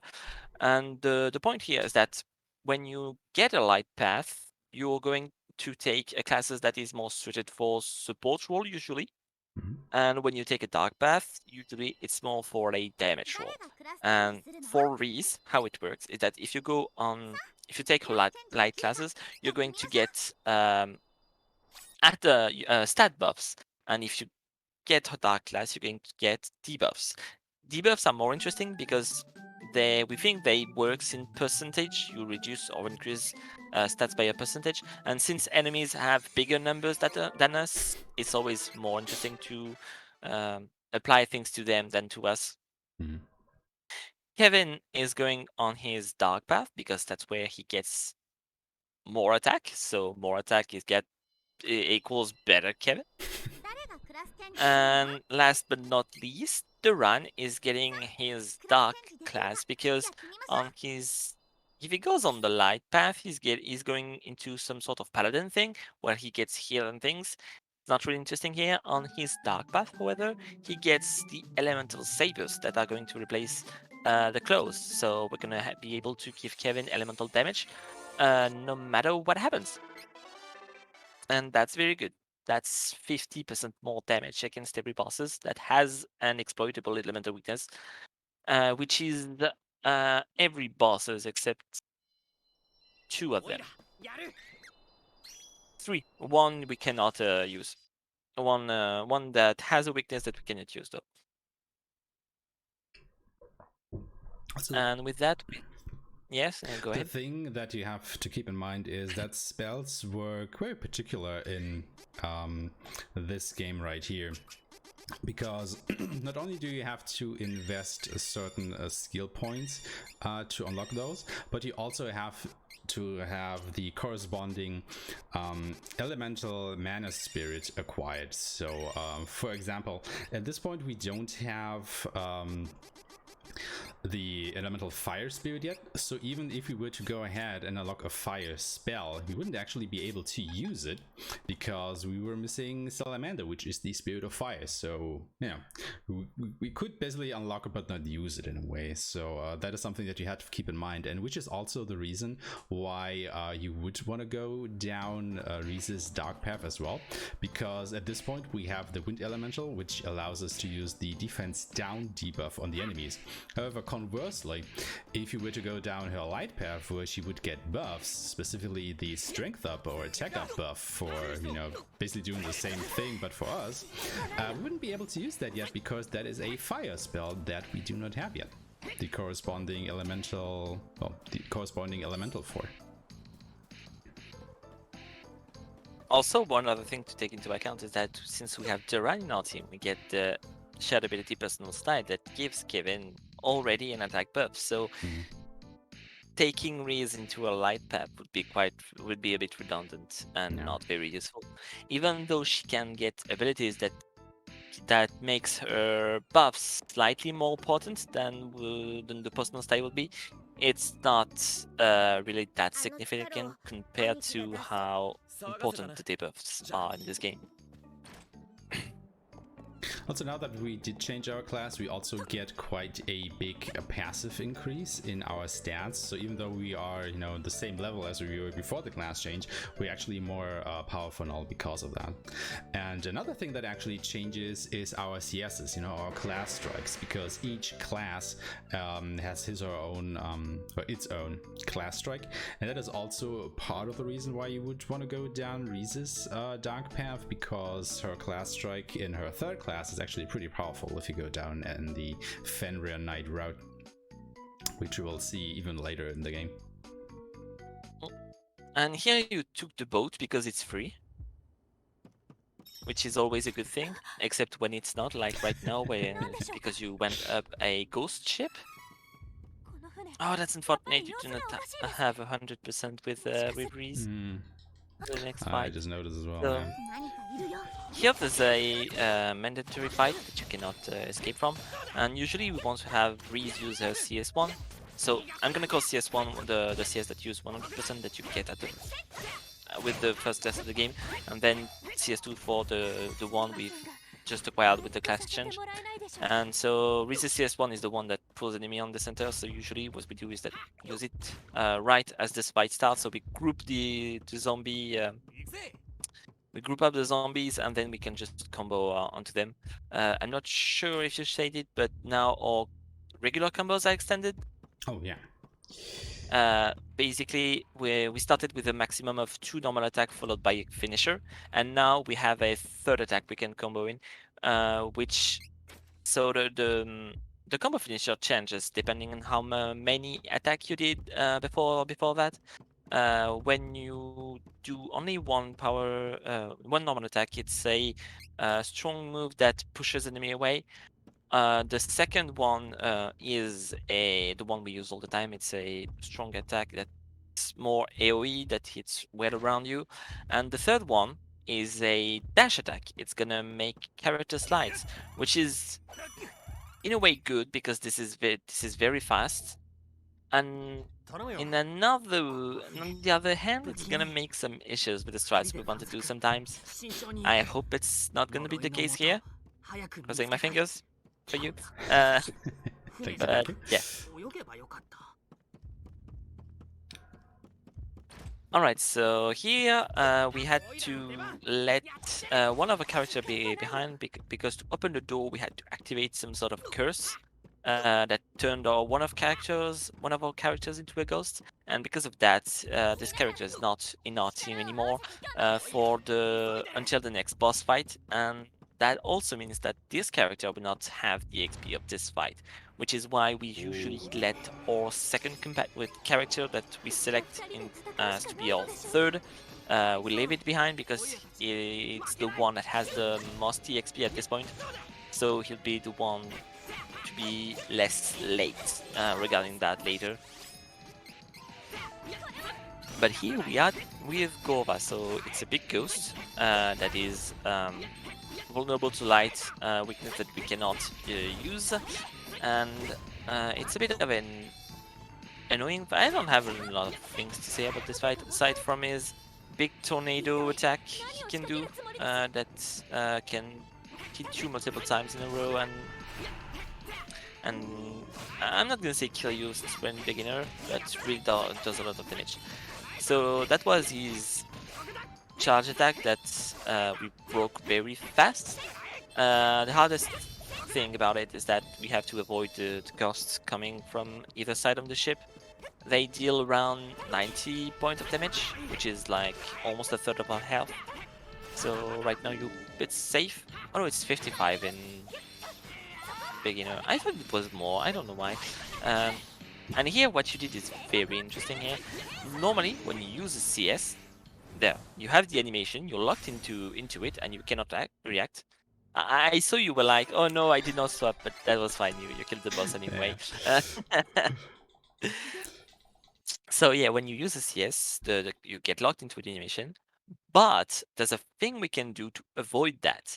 by abusing the buffer system of the game. Basically, action games like that have a buffer system. When you're doing an attack, you can preemptively press the attack button of the next attack, and the game will string them together seamlessly. And the way it works is that the game will always keep in memory what your next action is going to be, and due to that, if you would do a move that has a very long animation, like the power attack when you're in the air, we can make the input for the CS and swap to the next character, and the game will keep in memory that we buffered that input for that character, so it will use that CS while we're not using the characters, so we would not be locked into the animation. And with that, we can do this to chain the character CS together while swapping between them. This is going to be even more effective later when we will be able to just lock enemies in place with the CS. Yeah, it's like one of the things that we found a little bit into routing. I don't even remember who came up with this strategy or who found that trick, but it's definitely something that changed the run as a whole, because you know, the CSs do huge amounts of damage, and some of them even have the property that they lock an enemy into place and deny him doing actions. So what we will do most of the time is we will use a CS that basically locks down a boss, and then we just use other characters to wail on him in the meantime to maximize our DPS and makes the fight go down faster. As to who discovered CS Swap, I believe it's something multiple people discovered separately, but the specific strats for bosses tends more to be like 1% found that. So here, after we killed the Gova, we'll freed the elemental spirits of darkness. And because of that, the ghost ship disappeared, and we were left stranded on this volcanic island where the volcano is about to explode. So we're trying to find a way to escape very fast. I mean, it's really convenient, right? You know, that the volcano is just about to erupt when we come to it. Yeah. And thanks to that, we're gonna encounter the best boy of the game. Best, I'd say the second best character. Wow. Oh, yeah, okay. I think I know what you're getting at. But still, yeah, the character coming up is like one of the most iconic characters of this particular game, I want to say. Like, he is a very endearing type. People have come to like him quite a lot, which is also why the community surrounding this game and the original, of course, has their own emotes for him. And there is a very particular thing that we like to do as a community whenever he is on screen, or whenever we will, well, quote unquote, use him in a bit, as you will see in a hot minute here or two. You tried to skip this fight, but it didn't work. That's unfortunate. That's a very particular skip that you usually can do, where you have to like hug the wall just behind the enemies, like you're 2 millimeters away from them, and yet they can't see you. But that's unfortunate. It didn't work here. And with that, we're done with this island, and we will be taken back directly to Volsina, which is something interesting this game did compared to the original. It cut a bit of the backtracking we have to do at some point of multiple points of the game. Usually in the original here, the scab lets you on the beach on the Golden Road Beach. Yeah, the Golden Road Beach. I was looking for the name of the town, whatever. Maya. But here the remake directly teleports you to Volsina. You don't have to do the trip yourself. That's very nice. That's also something they did with the part between Jupiter and Hasebit, Some of the boats' destination has been changed, so you have less areas to backtrack in your backtracking. So that's very thank you a lot. Yeah, it's just a little bit convenient that you don't have to go through all of those places once again, because at this point we've seen this particular part of the world like so often, because we've just been going around in circles for quite a while. So it's just nice that the game is starting to open up from this point onward, where we can actually go ahead and see some new locales. Because you gotta keep in mind that we still have to find all the 8 mana spirits. I mean, we've found 4, I believe, so far. Yeah, and still 4 out there. So we're just gonna go and get through them. Also, one thing of note. I mean, you probably picked up on that already, but now that we actually did do our class change, we're not actually gonna fight any random battles anymore, like basically ever, unless we are forced to do so, because as I explained a little bit earlier, we do this grinding to get to level 18 so we can class change at the Windstone before we go to the Ghost Ship. The next class change will be at level 38. However, just by fighting bosses, we will naturally get to level 38 at the point that we would want to. So yeah, no more fighting random encounters for now. Because if you don't do the class change before leaving for the Ghost Ship, then you have to wait until the next boss fight to do it, and that's when things get dicey, because the next boss fight at class 1 is very don't be like me, don't do that. It's a thing. A bad thing. I used to be very against grinding in this run, but that's not something I recommend. Okay. Yep, jumping, hit, aerial attacks, followed by a roll to get over the sledge, as usual. And now we're gonna be using our own boats, very special boats. That we're gonna go with the flute that the Hero King gave us. I mean, it's very convenient that he has that flute, right? Yeah, well, the Hero King traveled the world before us. He was part of the group with Duran's father, Loki, that defeated the Dragon Emperor. All right, so that's why he had this. Every member of the SDC community knows what's coming up. Get your SD3 booskaboos ready in chat. And let's get to honking. That is not an emote in this chan, but whatever. SD3 honk anyway. And as the moderator of the leaderboard, I'm going to warn everyone that if you want to run this game, you have to honk during these scenes. Otherwise, I am legally obligated to reject your runs. Obviously not, but... Yeah, this is kind of obnoxious honking sound. You don't naturally have to hear that. You actually have to press a button to make it happen. And, it's just something that we like to do because it's fun.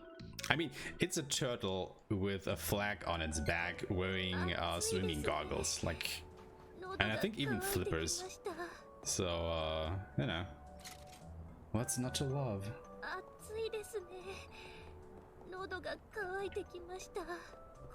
We're doing a little shopping trip here. This is actually gonna be the only shopping that we will do in the game. It's not mandatory. There's not really interesting. We're not buying items that are mandatory for the production of the game. It's merely safety. We do it's selling items and things like that. So what the hell is wrong with this LAN cable? Like, really?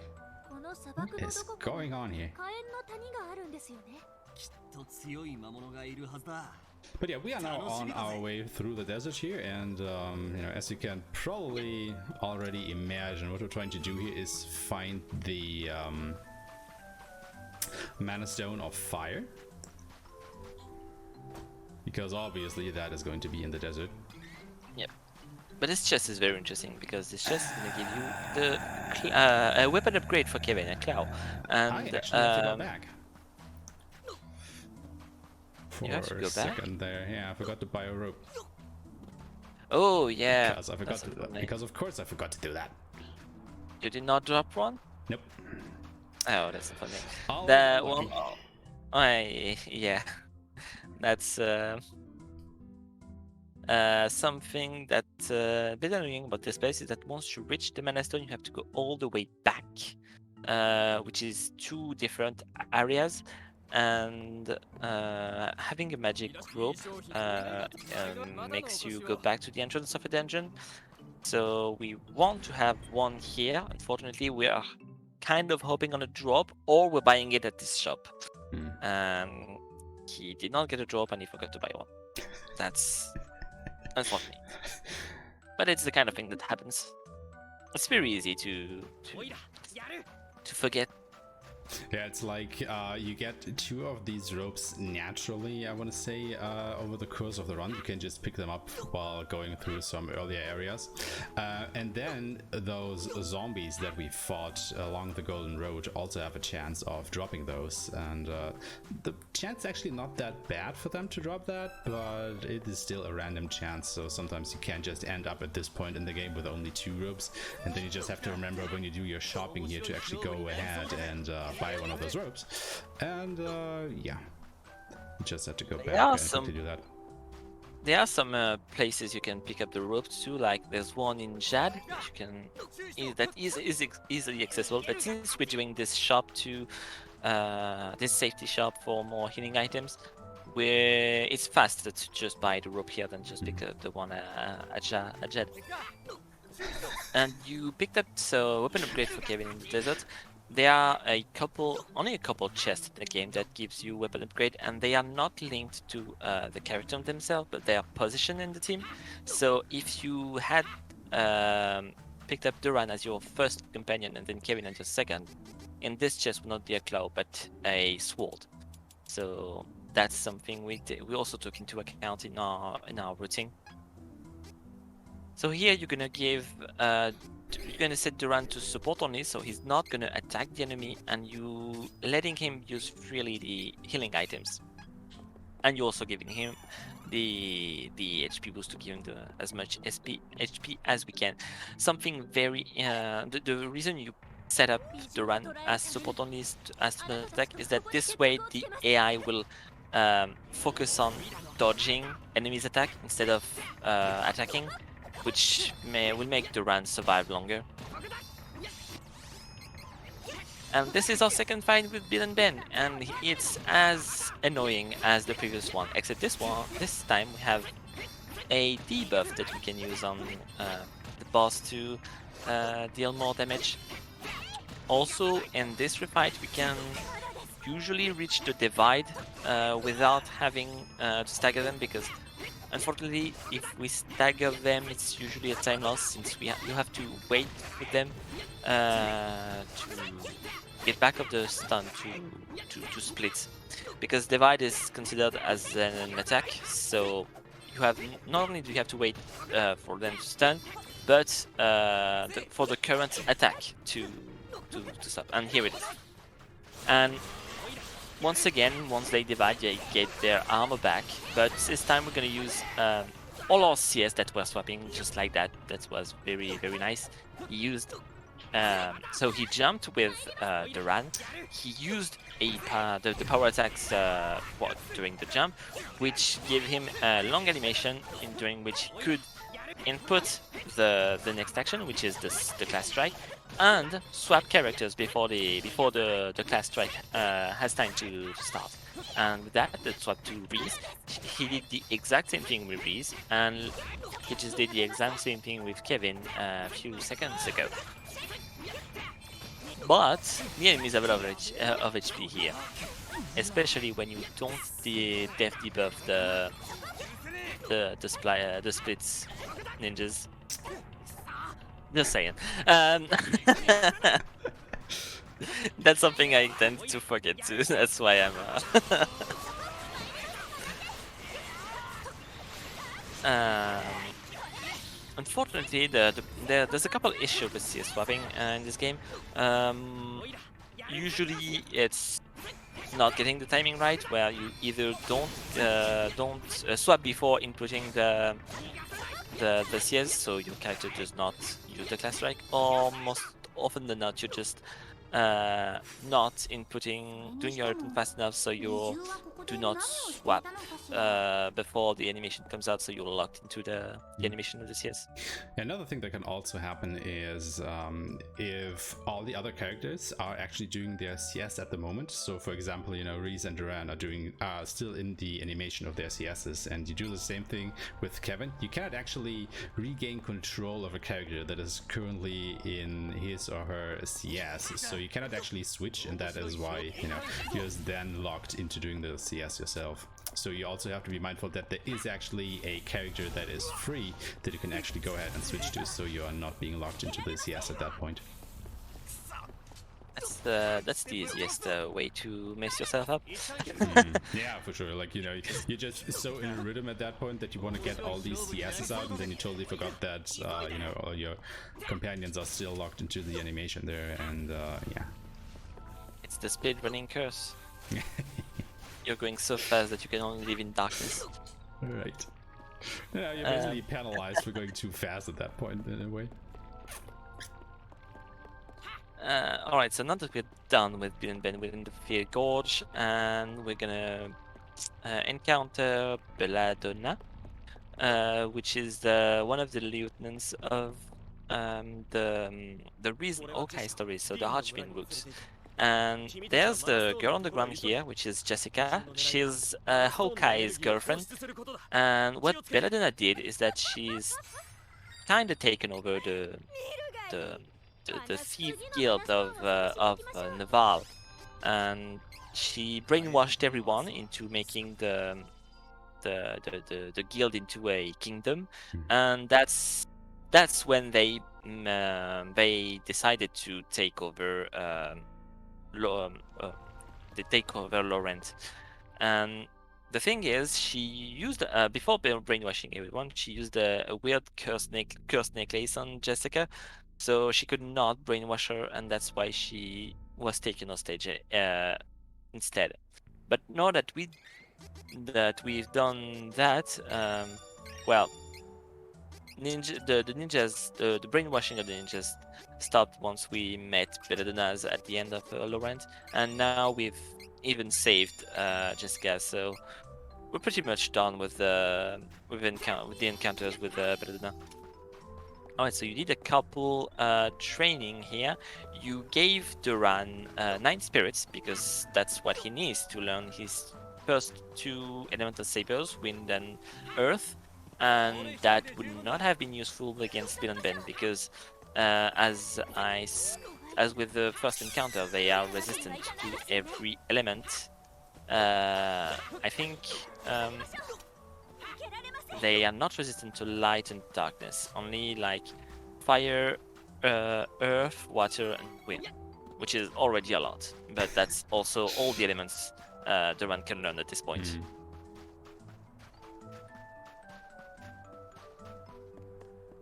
And the desert is not a dungeon, so we cannot magic rope out of it unless we're cheating. I mean, using glitches. Sadly. The any person category has a very interesting glitch that we call the quantum state. It's basically we have an item that exists and also does not exist, and because of that we can enter a weird state when we can put other item in this place, and the game will not be able to disable the usage, which means that, for example, if we use the state to glitch the magic groups, we can use the magic groups everywhere, and that can help with some areas. Like here we can use a magic group there. There are points where you're supposed to return in any map with the magic group even if you cannot use them, so we're not at a, so that's pretty much nice. Words are difficult. Yeah, okay, so now we're back in the town, so we can call our best boy first Cav and go to, this time we're gonna go to Altina. Well, not Altina, but the Bannerstone of Ice, but the Allround. Yeah, the Elrond, thing yes, is, Elrond's a town. you actually have a choice between going to the desert first or going to the snowy location where we're going to now. You know, the game lets you decide where you want to go first. But there are, of course, a couple advantages going to the desert first. The first, of course, being that we can pick up a weapon for free for Kevin, the Silver Thorn, which, of course, you know, is a nice free boost to his attack power. And the second point is, as Lemmy just explained, we cannot make use of Bill and Ben's elemental weakness anyway. However, after the boss fight against them, we have enough experience, enough levels for Duran to actually go ahead and get the Thunder Saber, which is actually the weakness of the upcoming boss in this particular area. So, you know, there's a lot of reasons that you should go to the desert first before coming here in a speedrun setting. The most interesting thing about the weapon we pick up in the desert is that it's stronger than the one we can buy in the shop. It's actually a weapon you can buy in the next shop with the next elemental spirit. So it's even better. And that is actually also the reason why it does matter in which order you select Kevin and Duran in the beginning of the game. You know, they are not interchangeable. You do want to select Kevin as your second companion and Duran as the third one. Yeah. Also, it really helps a lot with the first boss since you don't have too, the of course. companion. Of course.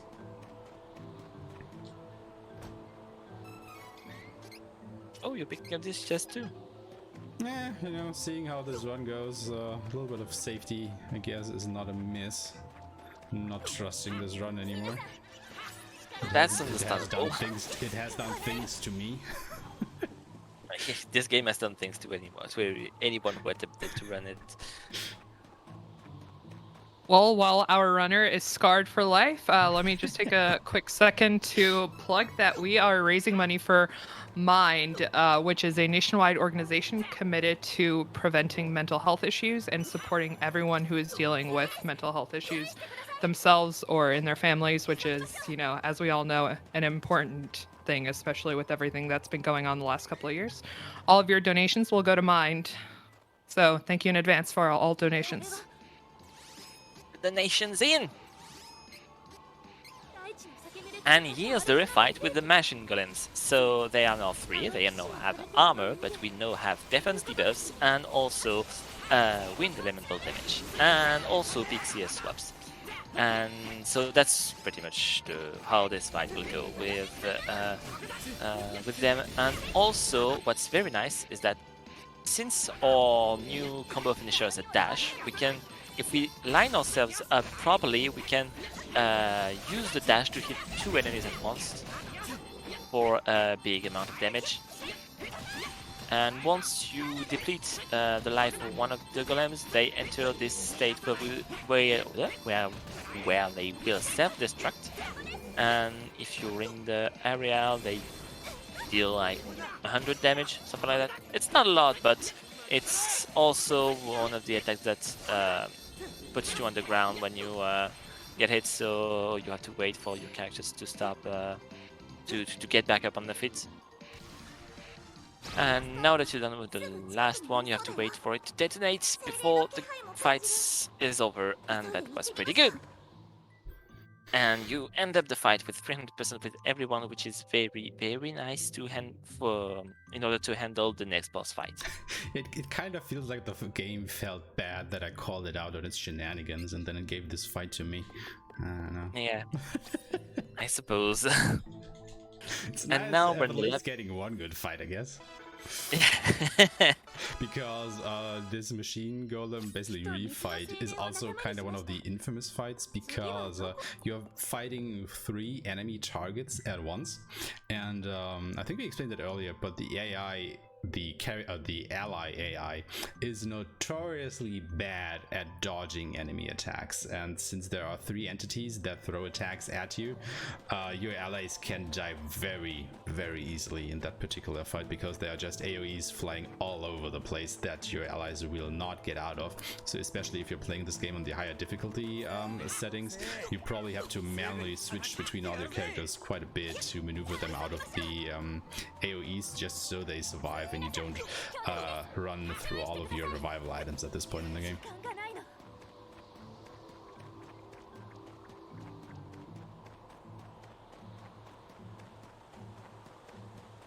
And now we're done with the part where we could choose the auto who wanted to do things. So we had only two choices here. Now we're locked into the path again. And our next objective will be the elemental spirit of the moon, which is located in the Beastman region. Obviously, the werewolves are linked to the moon, so that's a given.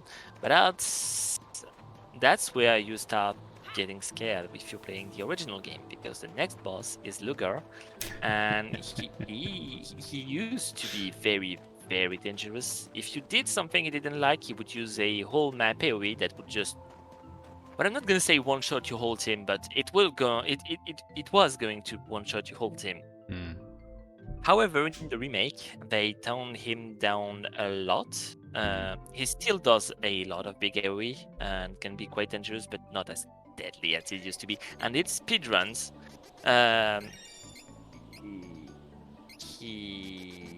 He's a sad boss. He doesn't do much. He doesn't get to do much. Hopefully. Don't jinx it. Alright, sorry. But yeah, one of the other things is, coming back to the shared abilities that you get at certain points with certain characters.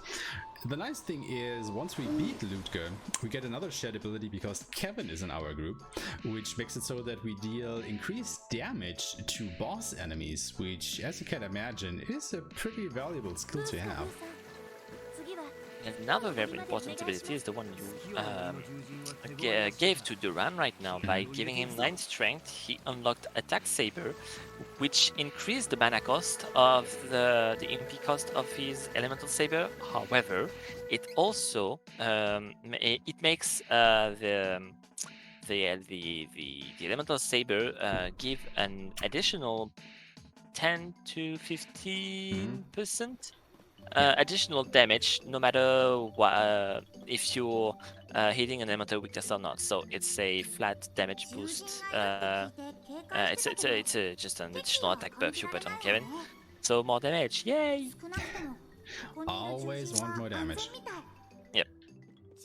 However, since that increases the mana cost, as I said, and that's where the game starts to be a bit annoying if you're getting if your boss fights go south, then you have to use a lot of revive, because unfortunately when you have to revive an ally, he lost every buff it had, and it makes the attack saber makes the usage of elemental sabers quite limited.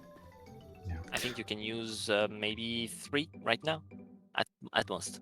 Yeah, Duran doesn't get a lot of MP, so you want to make your saber buffs count as much as possible, because there just aren't a lot of opportunities to regain MP, especially because we don't pick up any MP recharging abilities or items, and we can't buy any because we are limited on money. So yeah, once Duran is out of MP, well, he is out of MP for good until we find the next rest point or he gains a level up, which of course he can't during a fight.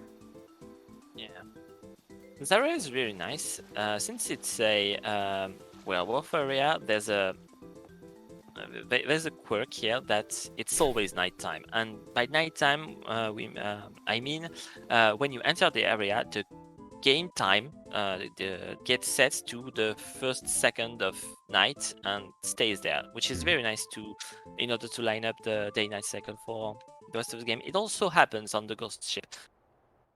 Yeah. And that's very cool, having Kevin in his Beastman 4. Alright, so here is Lugar. Make sure everything is set up properly. Yeah. Set the run up back to attack and don't let him use the healing item. And let's go. So we're always opening with Elemental Saber and the defense down. Then Kevin is using his CS in order to lock the boss in place, so you can use the 2 other swaps on the boss.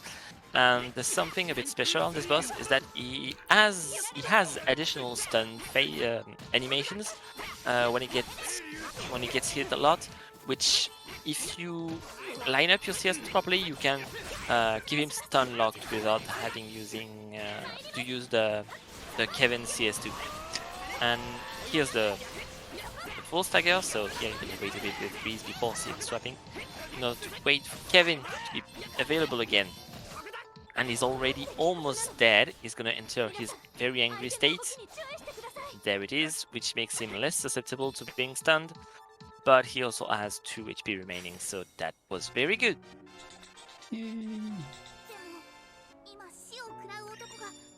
And yeah, now I think the game is feeling really bad about me calling it out. oh, but don't worry. He has a lot more opportunity to mess with your run. I mean, that is also like the thing is that some of these boss fights can look pretty easy. You know, I mean, loot cube was basically done in a couple of seconds here. But if you do miss these setups, like things can go wrong like really quickly. Like if I would have had Ludger go around in his souped up state there, you know, where he goes all Super Saiyan on you, he can pretty easily wreck your whole team, and things can just spiral out of control very quickly. Speaking of wrecking your whole team and spiraling out of control quickly, how about the next boss? Ah, God. Yeah, Gildavine is a fight that is, it's a thing. Yeah. No, Grapplavine, sorry. Gildavine was it called in the original. It's Grapplavine in the remake for whatever reason. Also another boss that doesn't have an elemental weakness, sadly. So even though we will see... It does. It's weak to wind. Really? Yeah, so it was not in the original. In the original game, enemies were vulnerable to only to their opposite elements. So fire enemies are vulnerable to water. Water enemies are vulnerable to fire, and same thing for wind and earth, moon and wood, and light and dark. But in the remake, since they made some changes to the way you learn abilities, especially for Angela, and you have to split your points to get only some elements. They also added additional elemental weakness on some bosses, like Gildavine, who gets also an elemental weakness to wind. So does Mistborn. Have I never noticed that? For example, Landumber hands are also weak to fire and things like that. It's very nice to have in the speedrun. I mean, you know, you don't have a lot of options here of using different, you know, elemental sabers or whatnot, but I never noticed that he was actually weak to wind for whatever reason. I mean, you're using the wind saber anyway, but huh. Numbers are yellow, so you're hitting an elemental weakness. Really? Like it's as easy as that. In all the times that I've run this, I've never paid attention to that in that boss fight for some reason. Like really, it struck me like really by surprise at the moment. Like, what? It does? Like, you know, either I'm still not awake yet because it is now just 7 a.m. in my time, or I really never noticed that. I wonder what it's gonna be. So here we have a mandatory fight with regular monsters. So what you're doing here is you're letting Reese use her CS freely, because she's gonna use it as soon as the fight starts, and it will make the fight go faster. Very, very good. Also, you're training them. So you're unlocking Ice and Flame Saber on the run.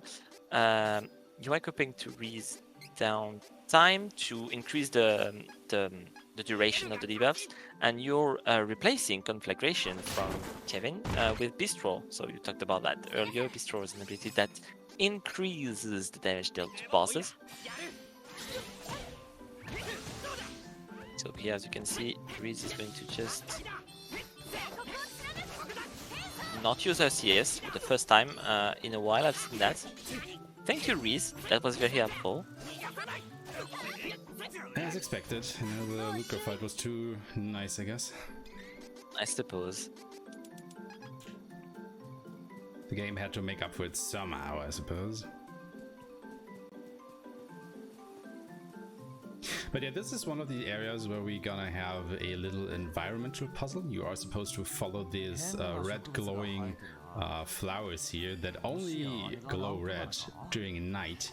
And since we just came back from an area where it is always night, you know, the in-game clock is still at nighttime, so you basically just have no issues whatsoever getting through here, because you know you're always here at night. The little way is always lit for you, so you know, it just works out nicely that way. But even if it was not nighttime, it would not prevent us from accessing the elf village, because we know the path and it does not change, and it does not prevent you from taking it during daytime. And also, of course, we're in forests, so we're gonna have the Lost Wood puzzle because it's an RPG. Oh, well, you know, you've got to follow some tropes, I suppose. But in this case, some tropes meaning basically all the tropes. But yeah, you just go left once and right twice, and you come to Dior, the village of the elves, where Charlotte is actually original from. And the nice thing about this, these elves are a little bit, well, I want to say racist, because none of these guys will actually talk to you until you talk to their leader, the Elfin Elder, which you just did. And only then can you go around town and, you know, use the shops, use the inn, and get some information out of the people there.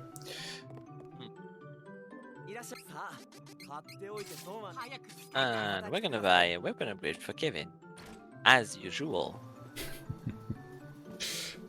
Also, Speaking of upgrades, just really quickly wanted to plug out a new partnership we have with Delfino Customs, which is a controller business located in England. They specialize in customization, modification, and repairs. And if you quote the code BSG5 on any orders up until the 25th of June, you get £5 off your order. So go on and inquire about your custom controller needs on their Twitter page at Delfino Customs. Thank you. That sounds nice. Maybe do a custom controller that makes CS swapping easier? Maybe? If only. Runner trying to find cheats in the game. Mod check. Yep. The mod right here can ban him. No. Not very good. Okay, so the path to the boss here was not available yet because it was hidden behind a big pack of vines, something like that. And using the moon element spirit, we freed that, but we had to know it was here first. So that's why we spoke to the Elfin Elder. And we're using the statue here to heal up, not really the HP, but especially for the Duran's MP that were not as full. And we cannot, we really want him to have as much MP as we have. And here's Grapple Vine. So I'm gonna call it Gilded Vine because that's what I'm used to. And that's a big flower that can use sleep flower to make our allies fall to sleep. And he has also a very powerful move that is Poison Double. There it is. That is gonna absolutely wreck your allies like that. And inflict them poison, so they're gonna lose their HP gradually. So this is the first part of the boss. The flower is still closed, and once we deal around, let's say 15% of its HP, it's gonna enter phase 2. And the boss has multiple hitboxes, but the roost takes almost no damage. And now it's switching to phase 2, and while it's doing it, it's invulnerable, so we have to wait. And sometimes your allies like to use the CS during this time. And now the head is available to him, and the head is what is going to take the most damage. So we're going to use the CS to swap on his face. And when we're doing our combos, we want to do the finisher by dashing to the other part of the body, either the body of the head, the one we're not hitting, so we can do a double hit with the finisher. Alright, so now Kevin is under his 50% health, so he's triggering the passive ability of the class 2, which is pretty much a small conflagration. It's 10% bonus if you render 50% health. That was a pretty good fight aside from the phase 1. Yeah, the problem really was that immediately at the start of the fight, both my allies were put to sleep. So, you know, you kind of have to work around that. Because what you want to do is you want to try and use Duran's CS or even Reese's CS as fast as possible, just so you can get rid of the ads that he spawns, because those can, you know, slow you down, and they actually deal quite a bit of damage as well. So it's good to get rid of those. Yeah, they cast spider webs that really slow your movements, a lot. You almost cannot move, and that's why personally I like to just open the fight by a CS2 on the boss, so that I skip the first phase as fast as possible, and do not get hit by this annoying things. Yeah, the problem was for me specifically right now that Kevin didn't have enough CS to use his second CS, so I had to get a few hits in on the boss to drop some particles so I could actually use the CS. I probably should have just gone for Duran's CS and Reese CS first and then start hitting it with Kevin, but it was a good fight anyway. Yeah.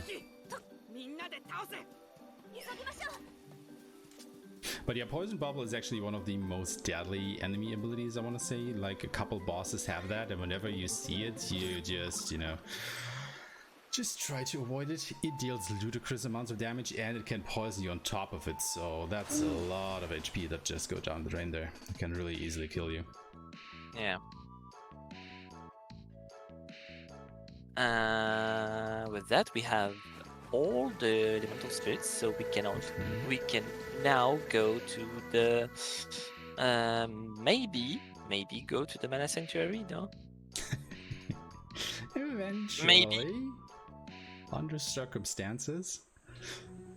Alright, so here's the deal.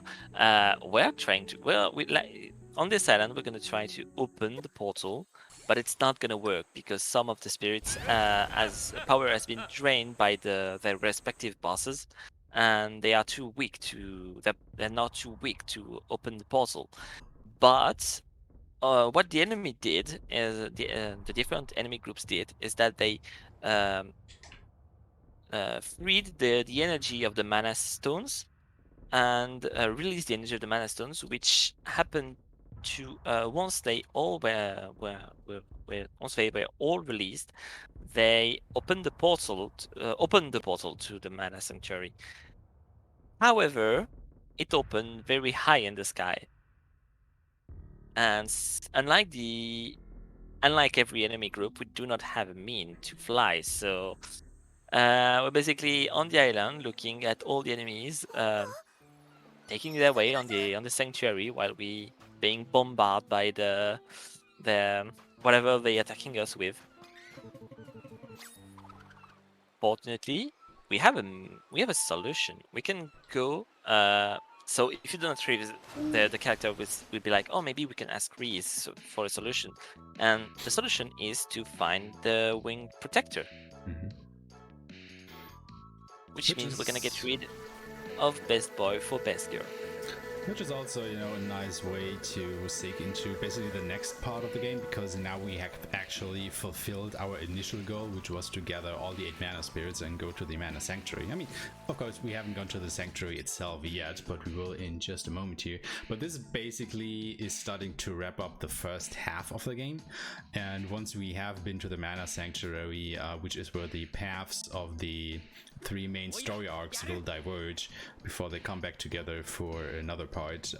But yeah, we're about to finish the first half of the game. However, the second half of the game is a lot shorter than the first half, as we are basically mostly just you know, retracing our steps through a lot of old areas with a couple new sprinkled in here and there. But yeah, we are on a fast track to the end here, I guess.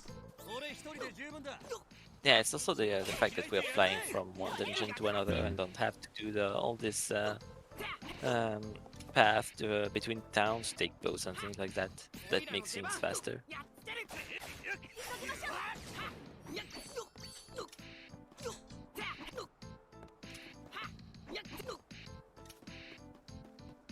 But yeah, as you can see there, we are actually that powerful now because this is a kind of low area. We've been here quite a while ago. That Duran and Reese were actually able to defeat some of the enemies before I even took the 2 seconds to flee from the encounter. So yeah, we are on our way to become quite the powerful heroes here, I want to say. But I think also the second part of the game is probably the most fun one of the run because even though things will start to fly by, it's basically one big boss rush that is coming up. Like, we will just go from boss fight to boss fight to boss fight, and there are a couple of different things that you have to keep in mind for each of them. So this is like literally where I think that the run is starting to take off quite a bit. Yeah. Because we had a lot of running around between most locales here, but since we are gonna get the ability to fly between all of them in just a moment here, traversal is gonna be really quick. And then, once we are going through the next couple story beats coming up, we will just, well, literally fly from one boss fight into the next, like, straight away, which is kind of fun. But yeah, before that, we have to ascend this mountain here to, get our next means of transportation. The sky is red, just flat red. During the engine triggers and the way the camera span out, it makes it look like the sky is just a flat red color. I like it. I mean, we are pretty far up, so this is a big mountain. Also, unfortunately, we won't be seeing our best boy Pescav anymore. He will not be useful anymore. There's no place he can reach that Flammy can't. Yeah. I mean, if you can't go by air or by dragon, why would you go by boat? Kinda. I mean, this is basically the point in every RPG, I guess, where once you get the airship or whatever it is that enables you to air travel, why would you use any other form, right? It's just easier, it's more convenient, just open up small places. So Flammy is very cute. True. And thanks to her, we can reach the Mana Sanctuary where, we have 3 groups of different enemies, but they don't see each other very well, so they're basically at war in this place, and somehow none of them reached the Mana Tree and the Mana Sword before us.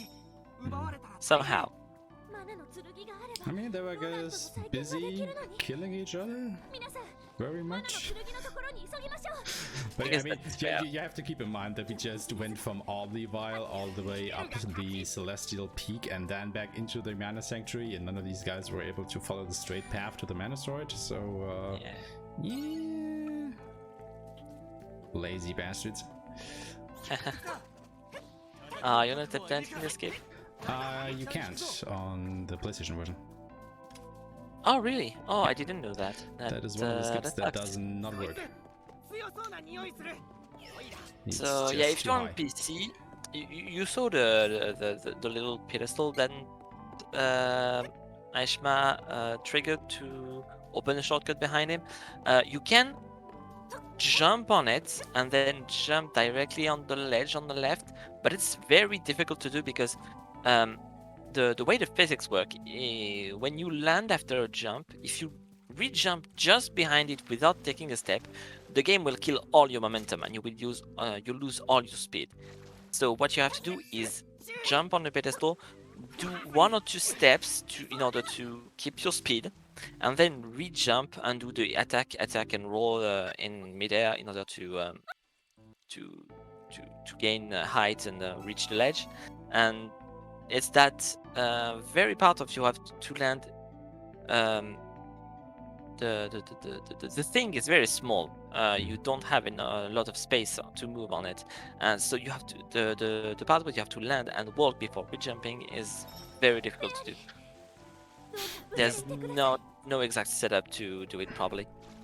Yeah, but sadly, this is like the thing that we talked about earlier, where the version difference comes into play, because that trick is, I want to say, readily available on the PC version. It is still very hard to get, but it is basically impossible on the other versions of the game, like the PlayStation 4 and Nintendo Switch version. Like, it may be, if you do it frame perfect, you may be able to do it on the PlayStation version, but I don't think it would ever happen on the Switch version of the game.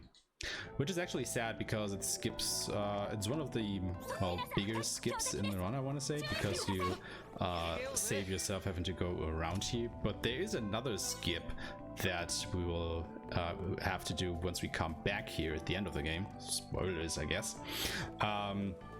Which is an even bigger skip, but that is more or less, well, exclusive to the, well, it's not exclusive to the PC version, but you would have to do like I think it's 5 back-to-back frame perfect inputs and to get the skip, and yeah, try getting those. Yeah, that sounds annoying. I mean, I have done it from time to time, but it is just so inconsistent that you may as well just forget about it. I mean, luckily I found another setup to do it, which takes a little bit more time, but still saves you time in the long run as long as you get it.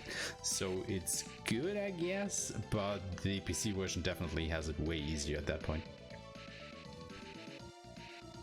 At this point of the game, so once you reach the island, basically, two group of bad guys will lose and die and completely disappear from the story, and the one from the story will just kidnap the fairy because they want you to hand them the mana sword. Oh yeah, by the way, we have the mana sword right now, the most powerful item in the world.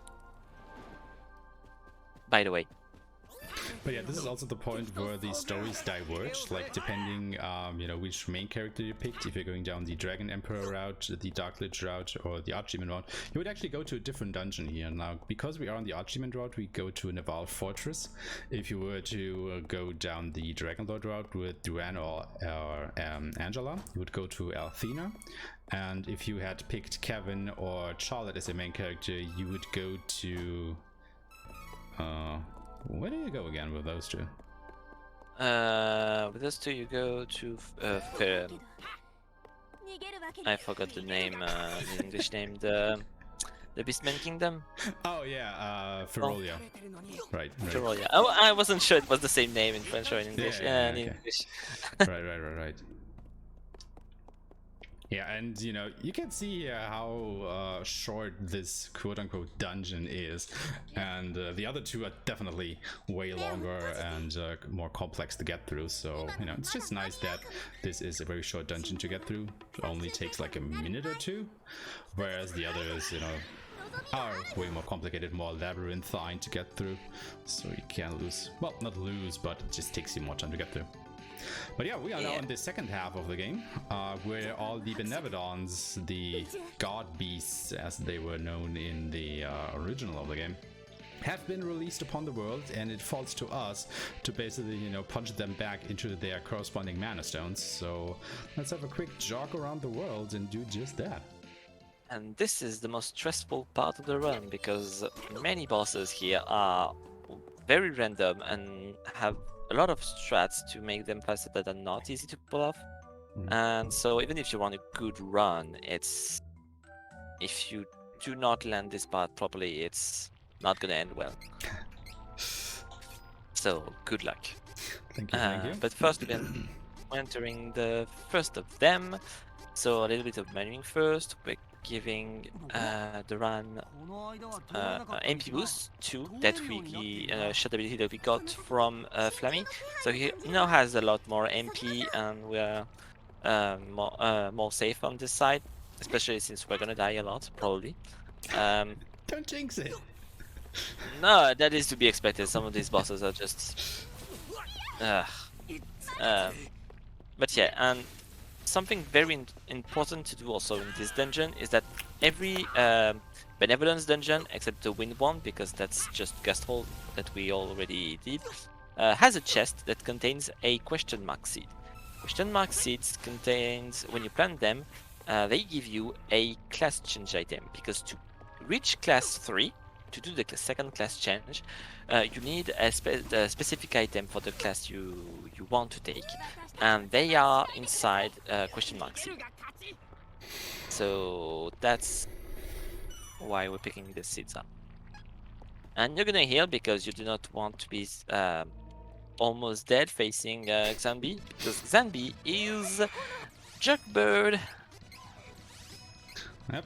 Every RPG needs its Judgeberg, and this one is Xanbi. Well, it's not really a bird, but it does have a bird beak. It's kind of What a flaming bird, I want to say. Yeah, but it's just a head. A jughead? Jugbird head? I mean, what's worse, the whole bird or just its head? Well, the head itself is already annoying, so I don't want to see the rest of the body. So anyway, this bosses has multiple parts. There's the head and the shrines. And when you get the Gigantable, very good. And basically, the shrines empowers the boss and do additional attacks. And the boss has 3 phases. Different phases. There's the normal one to start the fight, where it just runs around and do some spells. There's the charge attack that you're seeing here, when you have to break the shrines. If the shrines are already broken, it respawns them as full life. Well, they come back full life, whatever happens. But yeah, whatever happens. And you're gonna kill him right now. Oh, that's. Oh no, because you missed the Reese swap. I didn't miss the swap, but I forgot to recast Ice Saber on Kevin. So okay. He did a little bit less damage at the end there because his buff ran out. But yeah, could have killed him a couple seconds sooner, but he didn't live long after I stunned him. After I cancelled his. It's an insane Xanbi fight because you didn't get the tornado phase. Yeah, I mean that's the most important part, I guess. Yeah. Basically, Xanbi has a phase where he engulfs himself in a fire tornado, and if the shrines are up, this tornado deals damage passively around it, and it also had very strong moves that I'm not gonna say always kills your allies, but it always kills your allies because they are apparently unable to dodge the beams somehow. Yeah, that was an instant fight, and I wish I had that in my run. But yeah, an interesting thing about this part of the run is that you can choose freely where you want to go. Like, all the Benevodons are basically there for you to tackle in any order you want. However, we want to do them in a very specific order because with each Benevodon you kill, all the enemies, including, the bosses, in all the other areas level up, they get stronger. And, since Xanbi is a bit of a jerk bird, we want to get rid of him basically as soon as possible. So the first Benevodon will always be the weakest. He will have less HP, less magic attack, less defense, stuff like that. So it's just nice to get him out of the way, like really quickly. Now, second best fight is the light one. Oh god. Light Gazer, and he's I'd say he's a bit more annoying than Xanbi, but he's not as dangerous. Yeah. Because it's a big eye, and it likes to teleport around a lot. And I think that's pretty much it. That's pretty much all why it's annoying. Yeah. Because sometimes it just teleports away, like you don't have time to reach him before he teleports again. I think Light Gazer is one of the fights that is actually more difficult in the remake than it was in the original, because in the original you were always locked into one screen, right? If you went to the edge of a screen, you would go to a new area, so all of the boss fights would take place in one screen of space. However, in the remake, of course, we have all these open areas, so you can actually have bigger boss fight arenas, and since Light Gazer can just teleport all around them, it of course makes it harder for you to track him down, because it's also excuse me, also in 3D, so you actually have to look around and see where he is. And since he can teleport pretty quickly around the whole place, this just becomes a game of kind of cat and mouse, where you just chase him all around the arena. And depending on how often he, you know, decides to change his place in the arena, that fight can just lose you oodles of time, which is always, well, not very nice to see, I want to say. Yeah, so yeah, a really annoying fight. Usually you can lock on the camera on some targets, but when Light Gazer teleports, he disables the locks you put on him, so you have to find him again to relock him, and you cannot lock on him if it's not on your screen. So opening again the fight immediately with Saber and defense down on Light Gazer and CS swapping. And they just teleport out of it. Yeah, that's why the CS2 of Duran is never a great choice against this boss. But unfortunately, that's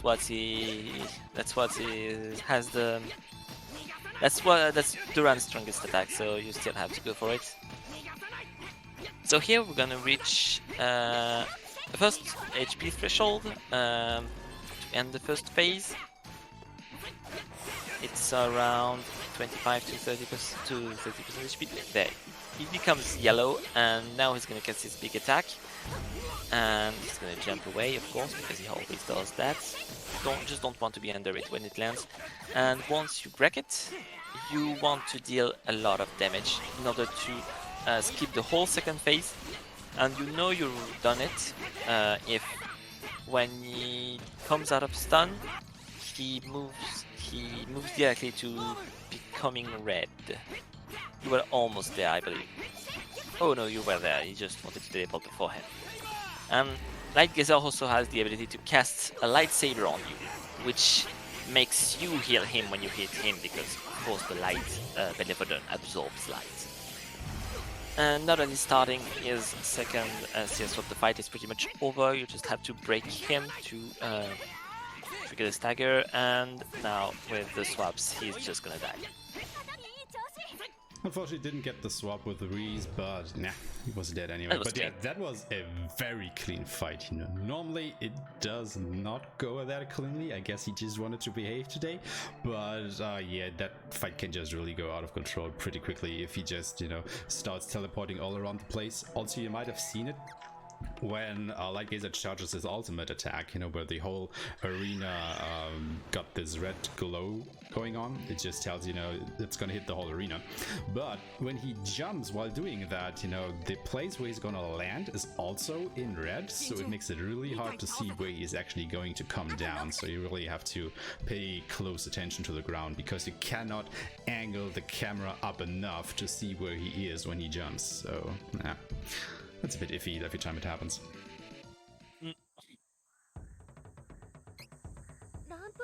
But yeah, with that we already have two Benevolents defeated onto the third one here in Wanderer Forest, which is going to be Mistpalm. And Mistpalm is yet another infamous boss in this run, because holy hell, that guy is a thing.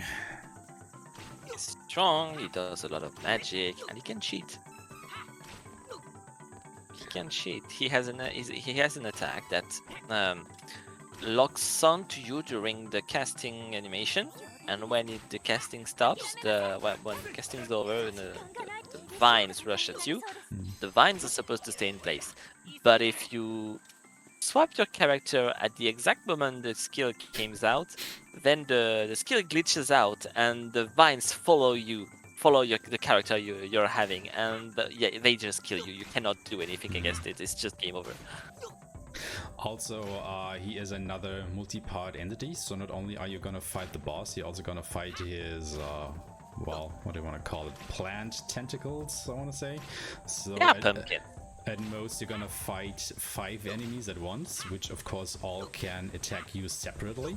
So there's a lot of attacks gonna get thrown at you, and especially the AI. So yeah, fingers crossed that goes well. Also, I still have a bit too much HP here, so I'm gonna take another dip. Oh, you're fine. I was? You're not using conflagration, so the passive, Kevin's passive is 50% life. I am gonna equip conflagration though.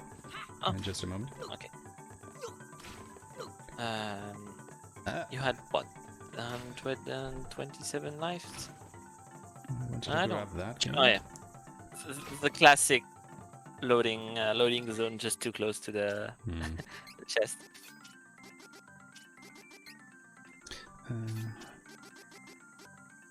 What is it? Yeah, gonna take that out for a second. It's just gonna quick check that strategy here. That should be all. No, you are gonna need that. Okay, just making really sure that we have everything here set up properly. Okay. Doran set up back to support again because we want him to pull it, to draw attacks and focus on dodging them. So that's a thing. Also, you have 1 HP, so don't get hit. Trying to.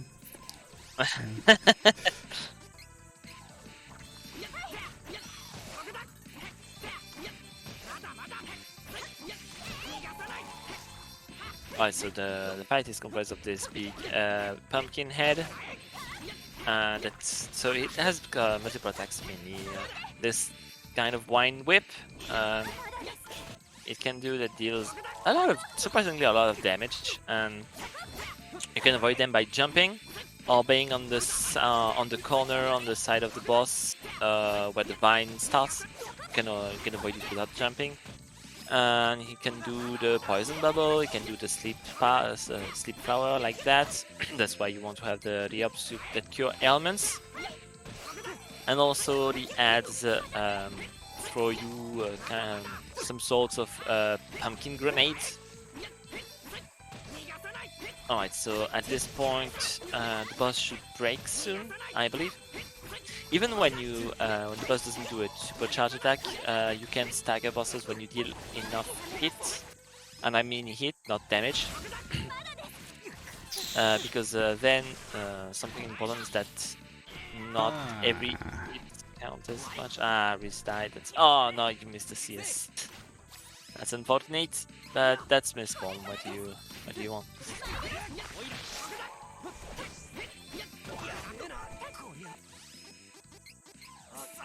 This one is also one of the bosses that reacts way more than they should with CS. This leads to being able to extend the duration of the staggering phase of the bosses a lot with Doran CS2, his Blink Tornado, because with each hit it deals, it will reset the coming backup animation of the boss, and you're done with it. It was, I'd say, an average fight. Yeah, the problem was there that Reese died just because Miss Palm's stagger phase started, and then I missed the CS swap, which meant I wasn't able to put Duran into place quickly enough to make use of what Ilama just explained, where you can make it so that Miss Palm gets locked in his stagger phase, so he takes more damage for a prolonged amount of time, which makes the fight go over a little bit quicker. But you know, at least nothing bad happened there, so I was able to get through the whole thing with conflagration on, dealing more damage there, so all's good. Could have been a lot worse.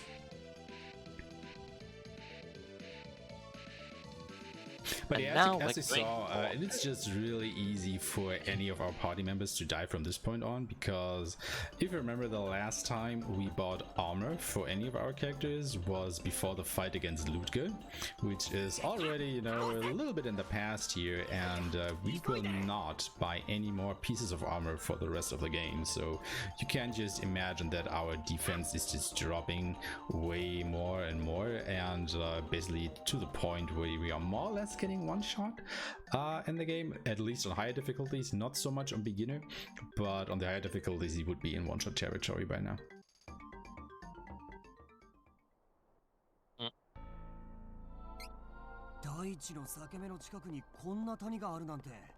So, as more people are waking up and joining us, I just want to remind everyone that you can use your free monthly Prime Gaming sub right here on the ESA channel. You will get access to all the ESA emotes, as well as several BSG emotes, and you get to support both the events, which is pretty cool. Sounds like a good deal to me. I mean, it's free, technically. Hey. You can have your cake and eat it too. What do you say to that? Pretty amazing. I mean, I could go for some cake. I mean, it's only, you know, it's not even 8 AM here, but cake. Well, there's something very nice also with these the benevolence dungeons, is that they all have a chest that contains 3 cup of wishes. So if we start getting low in cup of wishes, we don't have to fly all the way back to a town to get more in order to be safe. We can just pick up the chests. So that's very nice. Fortunately, you didn't have to use that many cup of wishes since the beginning of the run. So yeah, it should be good, I think, from the amount I have. I think you had 2 deaths so far. One against Bill and Ben, the other just now against Mispawn. That's good. Yeah, that's really not a lot.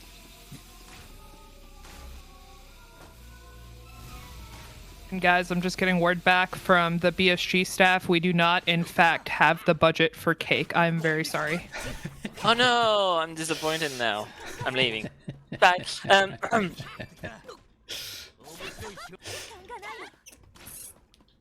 So we are once again back at 1 HP, except this time it's for a boss that's not as nasty as the previous one, so it's safer to do. So Landember is a big golem thingy. It has 3 parts: the main body and 2 hands. As long as the hands are up, the body is invulnerable. You cannot deal any damage to it. So we're gonna aim for the hands. They are very easy to break. They are also obviously all vulnerable to wind damage. And we want to be careful because big AoEs are going to be cast, and we want them to target Duran, obviously, so we can be free to attack the boss, which is what happens. So that's very good. And now that the boss is vulnerable, this is going to cast the defense down, right? Sure. He didn't seem to be willing to do that. Alright, so that's the worst skill the boss can do. It's Stun Cloud. It deals damage in the big AoE, so we have 1 HP at that. But that's not only what it can do. It can also petrify the target, which is well, it's bad because you have to use an herb to remove the ailments. And now that the boss is staggered, we're gonna see a swap on his face, and he's gonna die. There it is, 1 cycle, very good. You should never not have the 1 cycle, right? I mean, it can Speaking for very myself right now. it can very easily happen. Like how the fight works is you break Landumber's 2 hands, and then he gets vulnerable for a short amount of time, and you will just have to go and, you know, bring in as much damage as you can during that phase, because after a short while he will regenerate his 2 hands, which means you will have to go ahead and destroy those again before you can damage him. And that of course loses you a good amount of time, so you try and want to 1 cycle him at that point. However, this kinda depends on how he plays along with Duran, because what you want to do is Duran should just hang back at the beginning of, or at the entrance of the boss arena, and Landumber should focus all of his attacks on him, so you can actually just, you know, use Kevin and be right up in Landumber's face and do as much damage as possible. Because if Landumber decides to attack Kevin or Reese, who are attacking him, they are in a very small and cramped area, so if Landumber uses any of his AoE attacks, he will have to get out of that area where you can actually hit him, lose out on damage, and then the time window might close where you can actually, well, damage him and kill him. So it's a bit tight, especially in the higher difficulties. It's not so bad on beginner, I want to say, but on, you know, stuff like hard, it can be a little bit tight if things just do not go your way. Yeah. And oh, here you're fishing for a low life setup, right? You want to get a hit? Yeah. So the next boss is Doran. He's a huge thing. I'm not sure what it's supposed to be. Good question. It's kind of a werewolf type thing, but not really. Big monster. Are you gonna be attempting the one cycle against him? I'm trying to, but I think Jolin is the one Benevadon. I think that I have the most problems with getting a consistent setup for it. So I guess we'll see.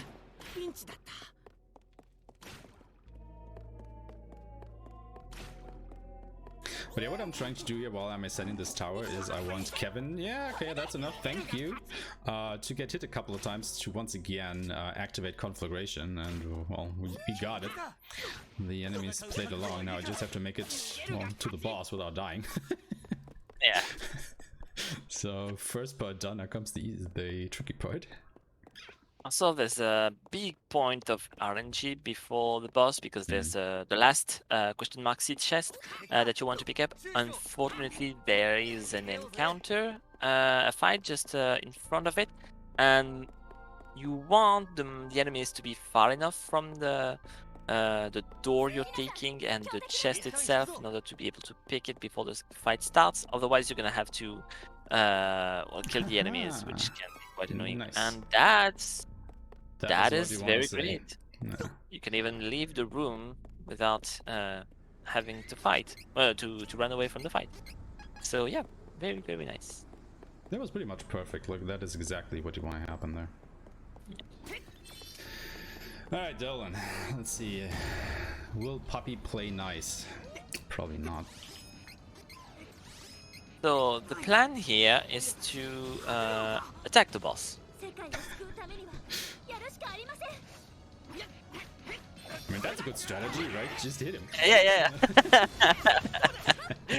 Yeah, so the boss has big telegraphed attack that's hit for a huge portion of the arena. It does not target characters directly for most of its physical attack. Only the spells like Charge Graviton that you're getting very early, so you will not being able to deal that much damage to the boss. So we want to bring the boss to as close as 50% as we can, but not under, otherwise we're gonna skip this attack, and it's gonna make the one cycle more difficult to do. And now that it's done, we're gonna attack the boss and CS swap in his face, except I did the CS swap, but that is just something that can happen from time to time, where, you know, it's not that you activate the CS and it immediately hits the enemy. Kevin's hitbox actually has to connect with the boss to make that happen. So as you saw, I did lose my 200% of the CS gauge to use the CS, but it didn't hit the boss, so he was not stun locked, and that basically threw off the strategy at that point. usually the characters aims for the boss when you do that, whatever, no matter what, but sometimes not. So the game is just what were you doing back there? And, okay. Yeah, that is just the point, you know, where things start to spiral out of control a little bit, I want to say. So let's see if we can salvage this. Yeah, you have to reset the saber on Kevin. Kevin does not have the attack buff anymore too, so that's a bit unfortunate. Also don't have any CS to make that happen. So the boss does not have the defense debuff because it wore off too. And he's now casting for a third time his big attack, and that's why you really want to not mess up the 1 cycle, otherwise the fight can drag on because the boss keep doing more and more attack. Yeah, I see, just getting safe and using a CS through the enemy attack. And okay, what now? Unfortunately, a bit of an iffy fight there, but you know, it can just happen sometimes. What can you do if the CS won't connect? It won't connect. Also, the problem was this second stun phase, you know, where I missed the CS swap. I still wanted to try and go for Duran. However, for some reason, Duran was at the other side of the arena, so I wasn't even able to come back into the range to hit Dolan, you know, before he got up again. So, yeah. Could still have done that because the AoE, the Duran's AoE is very big, and it would have still reached the boss. Yeah, I believe. maybe, but it would have still been a very tight window, I think. So, you know, I guess what's done is done. Yeah, we're now going for the next boss fight, but before that, we are now 39, I believe. 38 or 39, depends on. We still have one more to go through. Oh yeah, you did not do Thingman yet. I Yes, was confusing it with my route. One more dungeon, one more Benevodon, one more seed that we have to collect. Yeah, I'm used to do Figment first and Dolan last. That's why I. Yeah, like I said, I think most runners have slight variations in the order that which they do the Benevodons in, just because, you know, you are more comfortable doing them in a certain order compared to other runners. Like, at the end of the day, they should all take roughly the same time anyway. It's just, you know, a bit of a preference. Like, I'll, for example, like to do Xambi first just to get him out of the way, stuff like that. Figment is very different because you talked earlier about how the bosses in this phase, the Benevolence, scales with you. They increase in power when you kill one. They don't increase in the same way or with the same strength. For example, Figmoon, usually any boss's HP increase by like 10 to 20% of their current max HP when you beat one of them. Figmoon is an exception in that when you beat the first boss and it's not Figmoon, Figmoon is gonna gain 50% more HP. It's ludicrous. 50%, that's enormous. And because of that, there's a one cycle you can do on this boss that is very tight and require 2 rounds of CS swaps during his stagger phase, and you can only do that if you do Figmoon as your first Benevolent.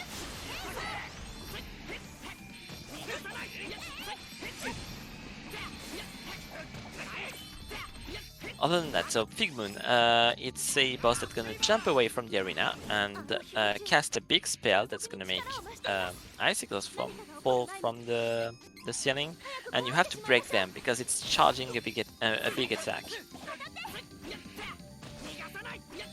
And there can be 2 to 4 icicles depending on how much life Figmoon has left.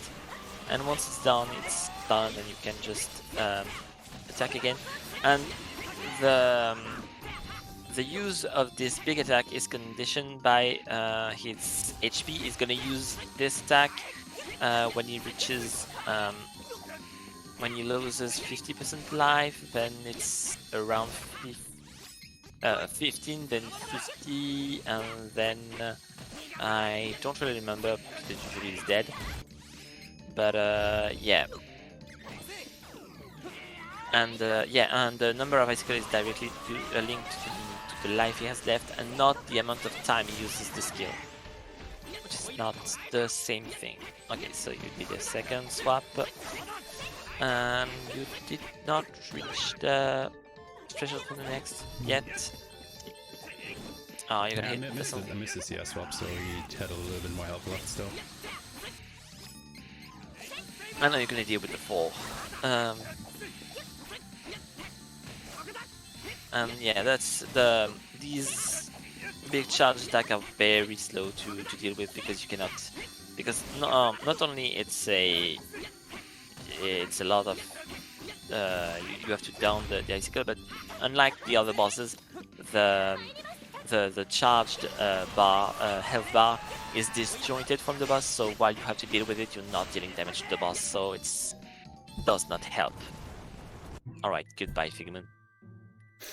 Alright, and that is 7 of the 8. No, 6. Sorry, 6 benevolence. 6. I forgot But another before one. the 7th, before doing the 7th one, we have to go change class because we're now 38 or 39. I can't really read your level. 38. 38. Yeah, you can be 39 if you get very nice boss fights and get no damage bonus, but that's pretty rare and not really useful anyway. So Yeah. whatever. And the problem, if you remember correctly, to change class you had to use a mana stone, but the mana stone exploded because the benevolence were sealed in them. So not that we have the benevolence, there's no mana stone. But instead, what we can do is go to the mana sanctuary and use the statue located in the middle of it that works as a mana stone for class changing purposes. Alright, so you're gonna plant the question mark seeds to get the 6 different class change item. Now the thing these actually work is, every character gets 2 class change items depending on which side you pick during your first class change, light or dark. And as long as every character is still class 2 and you plant 6 seed, it is guaranteed that you will get every corresponding class change item for every character. Now, this gets a little bit haywired once you change one character and haven't gotten the class change items for the others yet. But as long as every character is class 2 and you plant the seeds, you are guaranteed to get one of the class changed items for every character. So it's just nice, to get all of them out of the way like that, because you could go ahead and not get all 6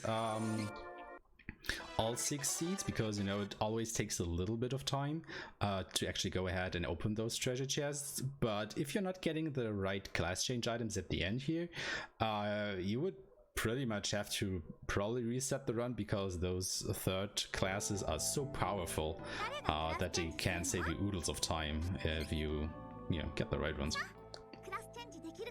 It's really an issue if it's if it happens for Duran or Kevin. If you don't get the right class change item for Reese, it's kinda okay-ish, because what you're really looking for is on Reese is a very slight debuff potency increase. For Kevin, it's he gets just more damage, more damage, and Duran gets mainly a saber that applies to the whole party at the same time, so you don't have to apply it multiple times, and also it means you are able to deal a bit more damage. And it gets also attack saber too, so you will again increase the cost of the elemental saber, but also increase the damage you're dealing without having to hit an elemental weakness. And you can combine attack saber 1 and 2 to a total of 35% damage bonus. So that's very, very nice. But yeah, now that we are class 3, we gain another huge spike in power. Like, from now on, basically every boss that we meet will melt before our eyes, kind of. You are just that powerful. Which is a treat after the gauntlet of boss fights we had to go through just now. So here you're gonna learn Superstar down 2 with Reese. So that's the increase in the debuff potency. And you're gonna give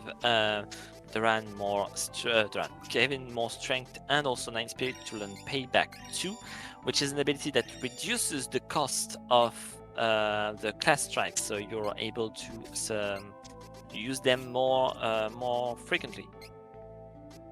So teaching Duran attack saber 2, you're giving Kevin what Kevin gets also with this new class is with the strength points, he's getting an ability that is called Coup de Grâce, it makes him deal more damage against enemies that are low life. Yeah, I think it's a 30% increase in damage against targets that are below 30% HP. So that's quite a bit, because, you know, Kevin already is our powerhouse. We are stacking all these buffs on top of him, so he would just chew through the enemy life bars from now on. As if he didn't do that already, but yeah. Yeah.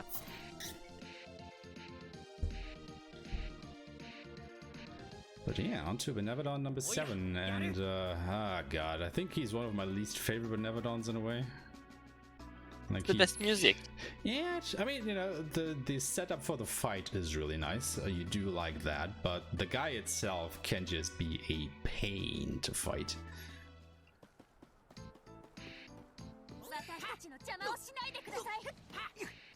I do not share your opinion, but that's okay.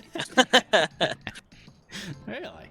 I don't know. I think one of the Benevadon, like Dangard coming up, I don't know what it is, but it's just so awkward to fight him in a way, because you can't actually reach him, if that makes sense. I mean, of course your attacks hit him, that is not the problem, but you know, you actually hitboxes kind of don't connect, and I don't know, it just throws me off in a way.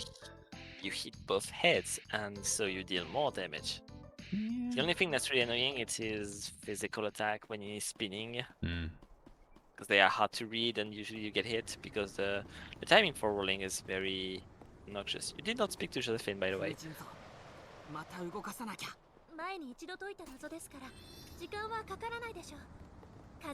So yeah, we are now in Gustav for the third and final time in the run. Yep. That's a quick run through here. And quickly before that, we have some good news that will hopefully energize us for this final stretch.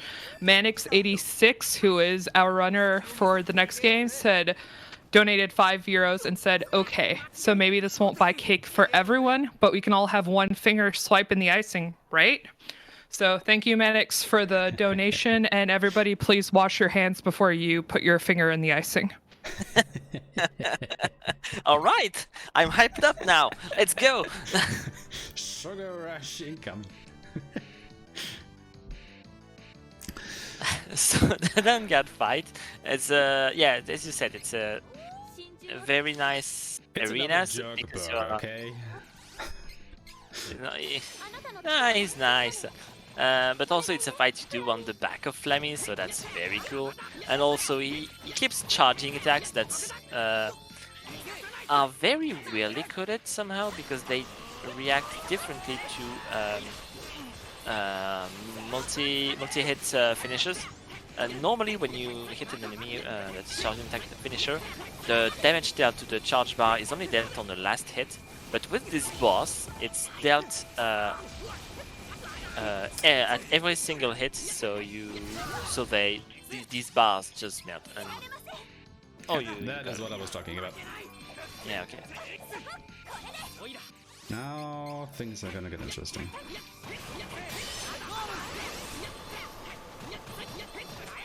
Okay, you got the next one, so that's fine. You can now heal him again.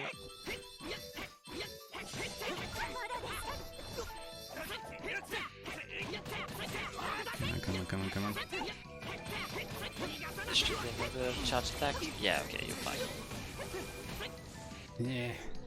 Okay, But you're yeah, not that fine. is like he has this attack where he shoots these lightning bolts at you, and the way those works, they have a ludicrous hitbox, like, or really a phantom hitbox, I nearly want to call it, and they knock you over.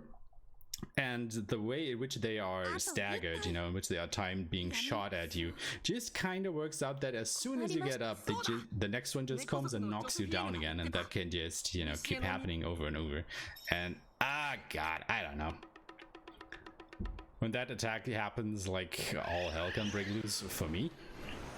Like, that's just why I don't like this fight particularly much. I get it. But, you know, at least he didn't fly to the side, so that was good. Because that loses you a lot of time, because when he does fly to the side, you cannot actually hit him, and he stays there for quite a bit and starts shooting all kinds of range attacks at you, which you then have to dodge until he comes into range again, and it's just messy. Yeah, there's something that is changed for the original. On the original game, he will do that swap between front and side 3 times during the fight at HP threshold. Here they change it so it's after a certain number of attacks. So if you're fast enough, you don't have to change. It's also different because here on the remake, when he gets to the side, you cannot hit him anymore. You have to wait for him to come back to the front. Whereas on the original, it's just the fight is laid out differently, and it's just for the scenery. Yeah. All right, so there was not town. You see, not a town. There were just ruins of what used to be a town. So we went into the inn to sleep and pay money to a non-existent innkeeper. And now that we've done that, once we get out of here, well, there's a town and there's a lot of people. So yeah, And this we're gonna do actually the does last- not get explained in game, as far as I'm aware. It does get explained in one of the tie-in games into the series, I want to say. I think it was Dawn of Mana, or another one of the games in the series that explains how this town works. But yeah, if you haven't played any of those, you might not actually understand what the heck is going on with this town right now. Yeah. I'm like that too. So we've done the last shopping of the game. We bought a weapon upgrade for Kevin and Reese. Then it's the strongest weapon you can get from shops. If you want better weapons, you have to plant seed, but that's slow because you have first to grind them and then plant them and hope to get the good weapons, which is not doable in a speedrun. And the fun fact about this town is that it's actually in a state where we're technically in the past, where the previous team that saved the world, which was the fairy, which is basically the Hero King and Loki, the Duran's father. They are technically around in town, even if you don't see them.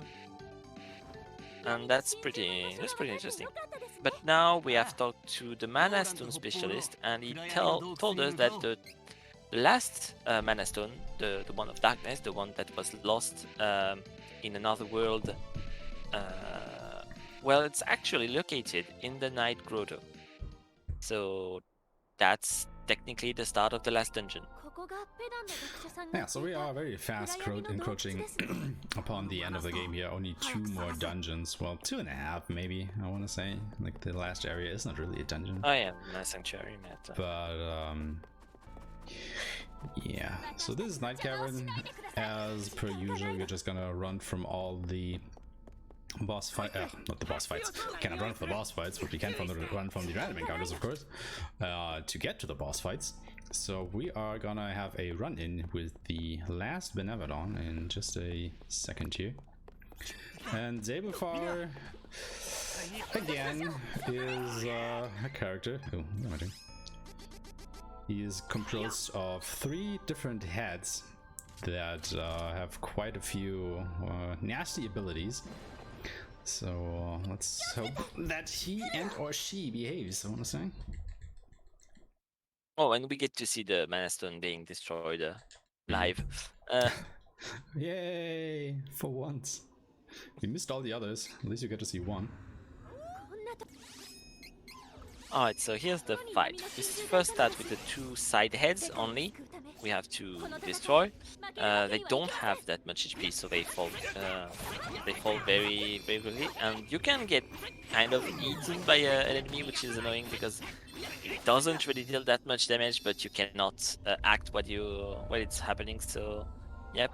And now that we're done with this head, the main one appears, and it's gonna revive the side heads.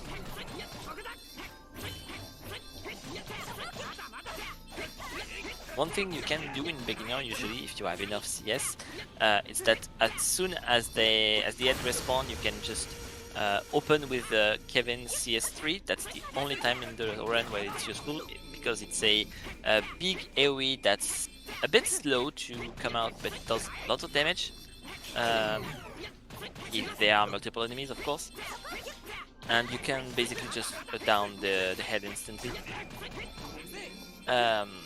However, if you down the heads, you're gonna start a timer with the boss that when it's an invisible timer, you don't see it, it's in the data. But when the timer is down, the boss is gonna cast its very powerful attack, and while it's doing it, it's A, invulnerable, and B, it's gonna revive the side heads. So you have to think about that for when you're planning your strategy for this boss. And what you also have to do is plan on how much CS you want to end up the fight, because the next boss fight is an annoying boss that you don't want to let act, because it's gonna move around, get its armor back, and deny you a lot of things. Anyway, that was a pretty good Sable fight. Yeah, it was a bit unfortunate that I started the fight with basically no CS on Kevin, so I could not actually go ahead and get rid of the side heads immediately when the middle head spawned there. So I had to take the fight a little bit slow because, as you just explained, I was then focusing on retaining all of my CS levels for the upcoming fight, so I took it a little bit slowly there, but at least he didn't revive the side heads and go for his ultimate attack, so I guess you can be happy with that.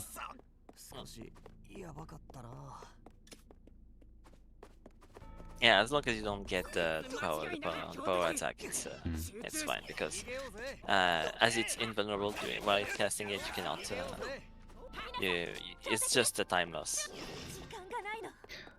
Also, it seems like Duran got actually silenced, which I don't think has happened to me before yet. So I was thinking about, okay, what can we do about that going into the next boss fight?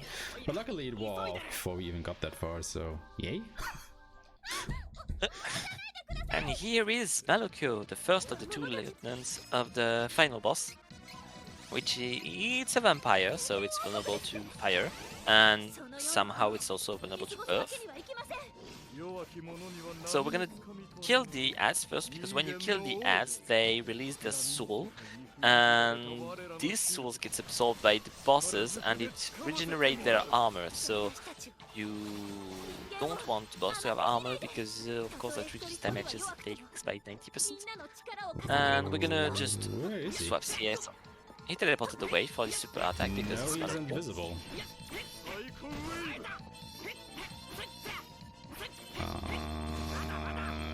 Okay. That's I cannot target him. The autolog-on does not work. Oh, there he is. Oh, I remember sometimes when you do CS on bosses that are teleporting away, you kind of compress them, like you lock them in their animation where they are not. Well, their model is different, so that's what made he didn't get to break it. So he's gonna regenerate a part of himself, a big part of himself. Also, he has his armor back.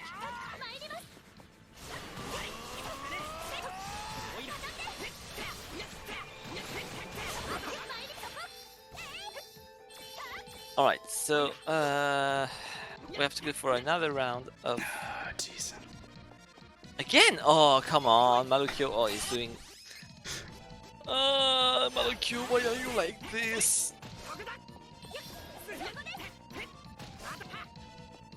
Yeah, this little ghost we have to kill are not very sturdy, so we don't have to do a full class 3 combo. We can just do the dash attack, it's enough to kill them.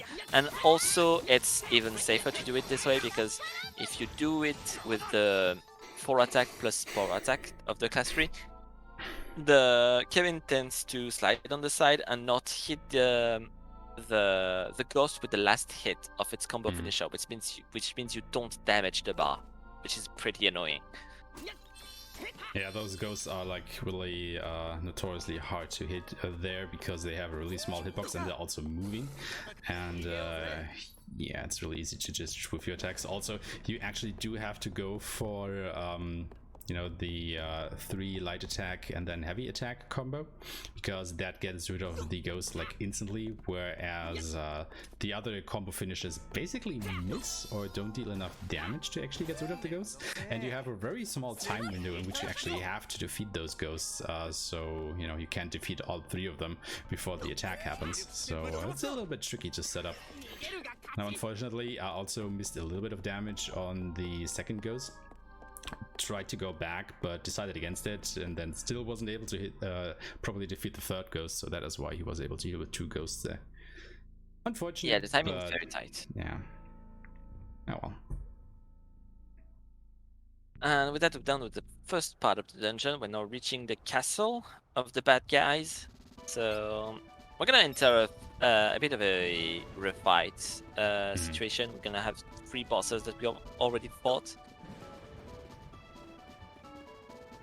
Well, yeah, this is basically the last dungeon of the game, and as we explained earlier, you know, the last 2 dungeons, like we did now, the Night Cavern and the Dark Castle, they are exclusive to the Archdemon storyline, which you get with Reese and Hawkeye as your main characters. With Duran and Angela or Kevin and Charlotte, you would go to vastly different areas here to have your final boss fights. Okay, nice, we got the switch before the fight started, which is always nice. Yep. There's a way to skip this phase where you have to take all this way to lower the flame to then activate the lever to extinguish the flame of the main room. If you have enough CS with Reese, you can somehow manage to use the CS to go over the thing and directly reach the lever, but it's very hard to do, especially when you're not in New Game Plus, because if you enter the fight with the enemies in the main room, you cannot attempt this strategy. But anyway, we're gonna reach the first refight very soon. It's just on the right. Yeah, you have to. Yeah, so the class change item also are usable items that you can use in fight. They have different effects. The one class item that we didn't choose from the run is the Duelist tag, and it has the ability to bring. It casts Darkness Saber on the whole team, and as it turns out, Kingler, because yes, it evolved. Has always been vulnerable to darkness, but we never had darkness at the very beginning of the game, so we could not exploit the weakness. And we can use this. The only downside is that if Duran casts a saber by an item and not by a spell, it does not trigger the bonuses from attack saber, so you do not get this 35% bonus. However, 50% from element weakness is still stronger than the 35% from both attack sabers, so that's still a plus. And these bosses are gonna go down very quickly because they don't really scale very well, especially with the amount of damage Kevin does. I mean, you just saw what, I mean, you've basically probably seen it for a while now, but the new combo finisher that Kevin got, now that we are class 3, is this multi-strike ability that hits like, I don't know, 6 times or so. And that just does ludicrous amounts of damage, like he deals thousands of damage with just this one attack, so we're just gonna chew through the enemy's health bar here. Yep. And the second boss we're gonna refight is Zenoa, which is not the nicest boss in the world. Fortunately, it's just gonna get wrecked. The only thing that's a bit annoying is that when he can blow you away while you're locked into the combo finisher animation. Oh, you go for CS3? Yeah, I pressed the wrong button and then I missed the other CS. Okay. So, I was like, yeah, I'm not controlling Reese. Why am I doing the CS thing? Yeah, we believe that CS3 does, if you only have one target, is does not have as much DPS as just doing the regular Kevin combos. So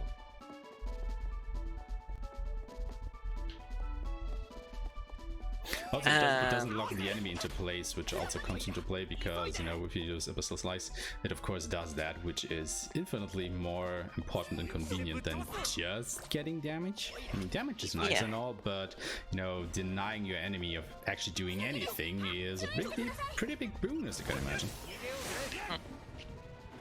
And our last refight is gonna be Hossibit. And there's a strat here to force her to use Supersonic, so she does not move around the arena too much. Let's see if you get it. I guess it's above it. It's not Supersonic, but it's good enough because while she's casting it, she do not move. However, make sure to not get hit by the final attack, by the final hit. Otherwise, you might get petrified. Okay, she goes for Supersonic. But the problem with Hossibity is that at this point you're just so powerful that you can basically advance her phases too quickly, which means that sometimes she just does not use Supersonic at all. And that is actually a kind of a problem because that makes the fight a little bit more difficult because she keeps moving around the place. And whereas if she does use Supersonic, she will just, you know, stand still in the middle of the arena and let you hit her, which of course you want to do repeatedly, over and over. I want to going for the second lieutenant of the final boss. So Belladonna, we're gonna kick her ass. And turns out she's a cat girl. So, as any cat girl, if you splash water on them, they get too scared and run away. Like she did. So, basically she has very powerful attacks that you want to avoid. She can especially shotgun with... by shotgun I mean, she sends AoEs that are supposed to target, to hit each enemy, each one of your party once, but this one. But if two characters stand too close together, they get hit by both AoEs, so you want to avoid that at all costs.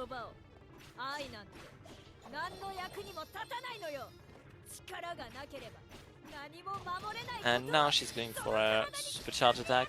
Oh no, she's going for that very bad move that you don't want to be the target with.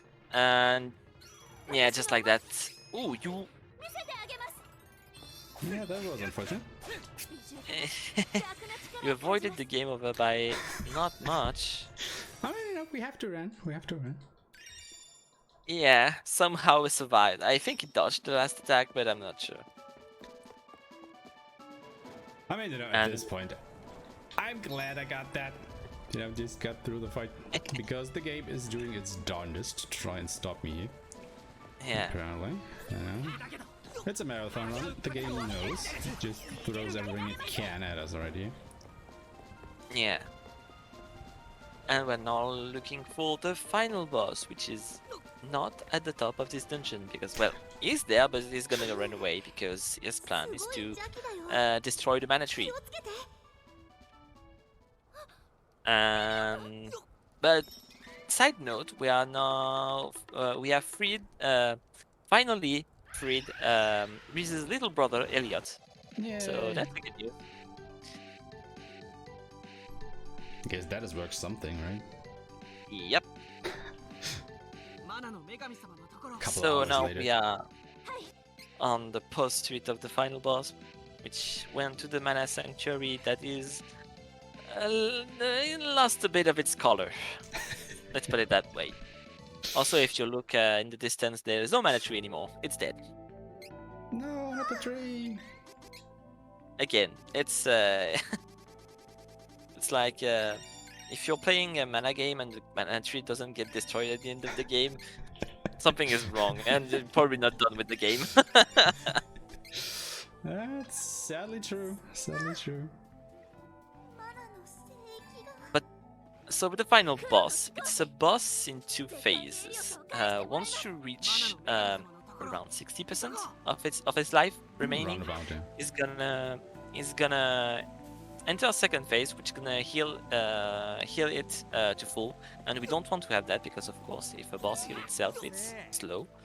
So what we're gonna do is that we're gonna skip the whole second phase and directly finish the fight. So it's faster, but unfortunately that means we're not gonna have get to hear the Sacrifice Part 3, which is a real banger.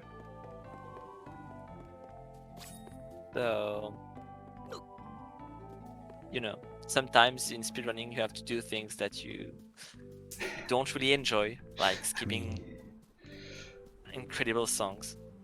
I mean, we all do it in the name of time save, so, you know, I guess we can be forgiven somewhat. It's debatable. Well, you know, I can still mess up the strategy and then we will hear it, so let's see about that. Actually, I'm gonna take a bit of a safety save. Just a reverse right jinx. Just in case, you know. Because it's The just the reverse final boss, this is a jinx. marathon. Saying you will miss the strat in order to not miss it, that's great. And now I reverse the jinx. Oh, Jesus Christ. Are you sure about that? Did you count? Did we count the reversals? Alright, focus up on this one. So, the Archdemon, he's not vulnerable to any element we have. However, he also absorbs a lot, except water. So we're using this one. Since you maxed out the strength of every character you have, you're gonna have a very bad time because you lowered the enemy, the boss too much. I think that's too much. Yep. Well, so much for that. Yep. Over damage. Yeah, that's the issue. That your AI were competent. They decided to attack the boss. See, classic mistake. You expected the AI to be bad, like the whole rest of the game, but it was not. The one time where you want the AI to be bad, it isn't. Especially since you gave your allies max strength, so they actually deal a lot of damage to the boss. Normally the strategy is that you have to wait for the boss launches magics in burst. He launches like 4 or 5 different magic on the same target every time, and you want to wait for 3 different bursts for the boss to reach the point where he was going to use a change element, which is going to lock him out of the GG. So change element is going to lock him out of the ability to change to go to phase 2 until he uses another burst of magic. So during this small time window, you want to CS swap all you can on his phase to lower his left to 0 without him being able to move to phase 2 and thus go back to full health. And once you reach it to 0, whether it's phase 1 or 2, it ends the fight and triggers the credits no matter what. So yeah, well done. Yeah, it's basically, you know, it saves a good, I don't know, 30 to 40 seconds or something like that if you are able to skip the second phase. You know, it's not the end of the world if you don't get it, but of course, you know, it's a 3 times if it's just there. You just have to properly manage the enemy's health bar. Now, unfortunately, yes, Duran did run up to the Archdemon and started hitting him just a little bit before we were in the point of the enemy's AI, where he would do the you know, the elemental transition. So that was a bit unfortunate, but oh well. I mean, you know, seeing how this run went, I think it was kinda maybe to be expected, but oh well. We did get through. We were able to beat it, so yeah, we can be happy with that. But yeah, that is the end of the run. That is the Trials of Mana remake. I think it's a really fun run to do. I think it was even one of my favorite RPGs, not only back in the day, but also the remake. It's just wonderfully done. I really love the fact that they basically remade the game from the ground up. You know, it's just not a new coat of paint. Like, they really went in there and changed a lot of the intricacies. Like, they added new stuff that is actually welcomed. You know, it's fully 3D. It's not only a 2D game. So there's really a lot of work went into this. So I think Square can be applauded for this one because it's just a really fun game to play. I'm very impressed with how they worked the transition from 2D to 3D with the fight gameplay.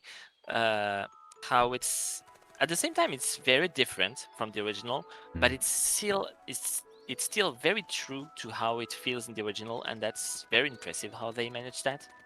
Yeah, for sure. But yeah, that's it from us. I want to say, you know, thank you for the organizers for having us. This was a fun thing to do. Thank you for Alenwa for helping me commentate here in the wee hours of the morning. I mean, it's just a little bit past 8 a.m. for me here, so you know, it's a fresh day outside to take advantage of. And yeah, good luck to all the other runners in the marathon. I will actually be back tomorrow in a little bit more than 24 hours with another run in this marathon. So yeah, maybe I will catch some of you guys then and have a lot of fun with the other runs, you know, raise some money for a good cause, and I hope to see you guys soon. Well, thank you so much, Aishma, for the very fun trials of Mana Run, and Alenwa for the super interesting commentary. I learned a lot. Next up, we have Ease 3, The Wonders from Ease Any Percent by Manix86, followed by Sojalix playing and singing. Yes, you heard it right. Acapella singing VeggieTales. We will also have a brand new host who will be leading the way, Green Snow Dog. Thanks again so much, runners, commentator, and everyone else for hanging out. And everyone watching, please hang out with us during this short intermission while we get Manix set up. I'm just gonna keep waving.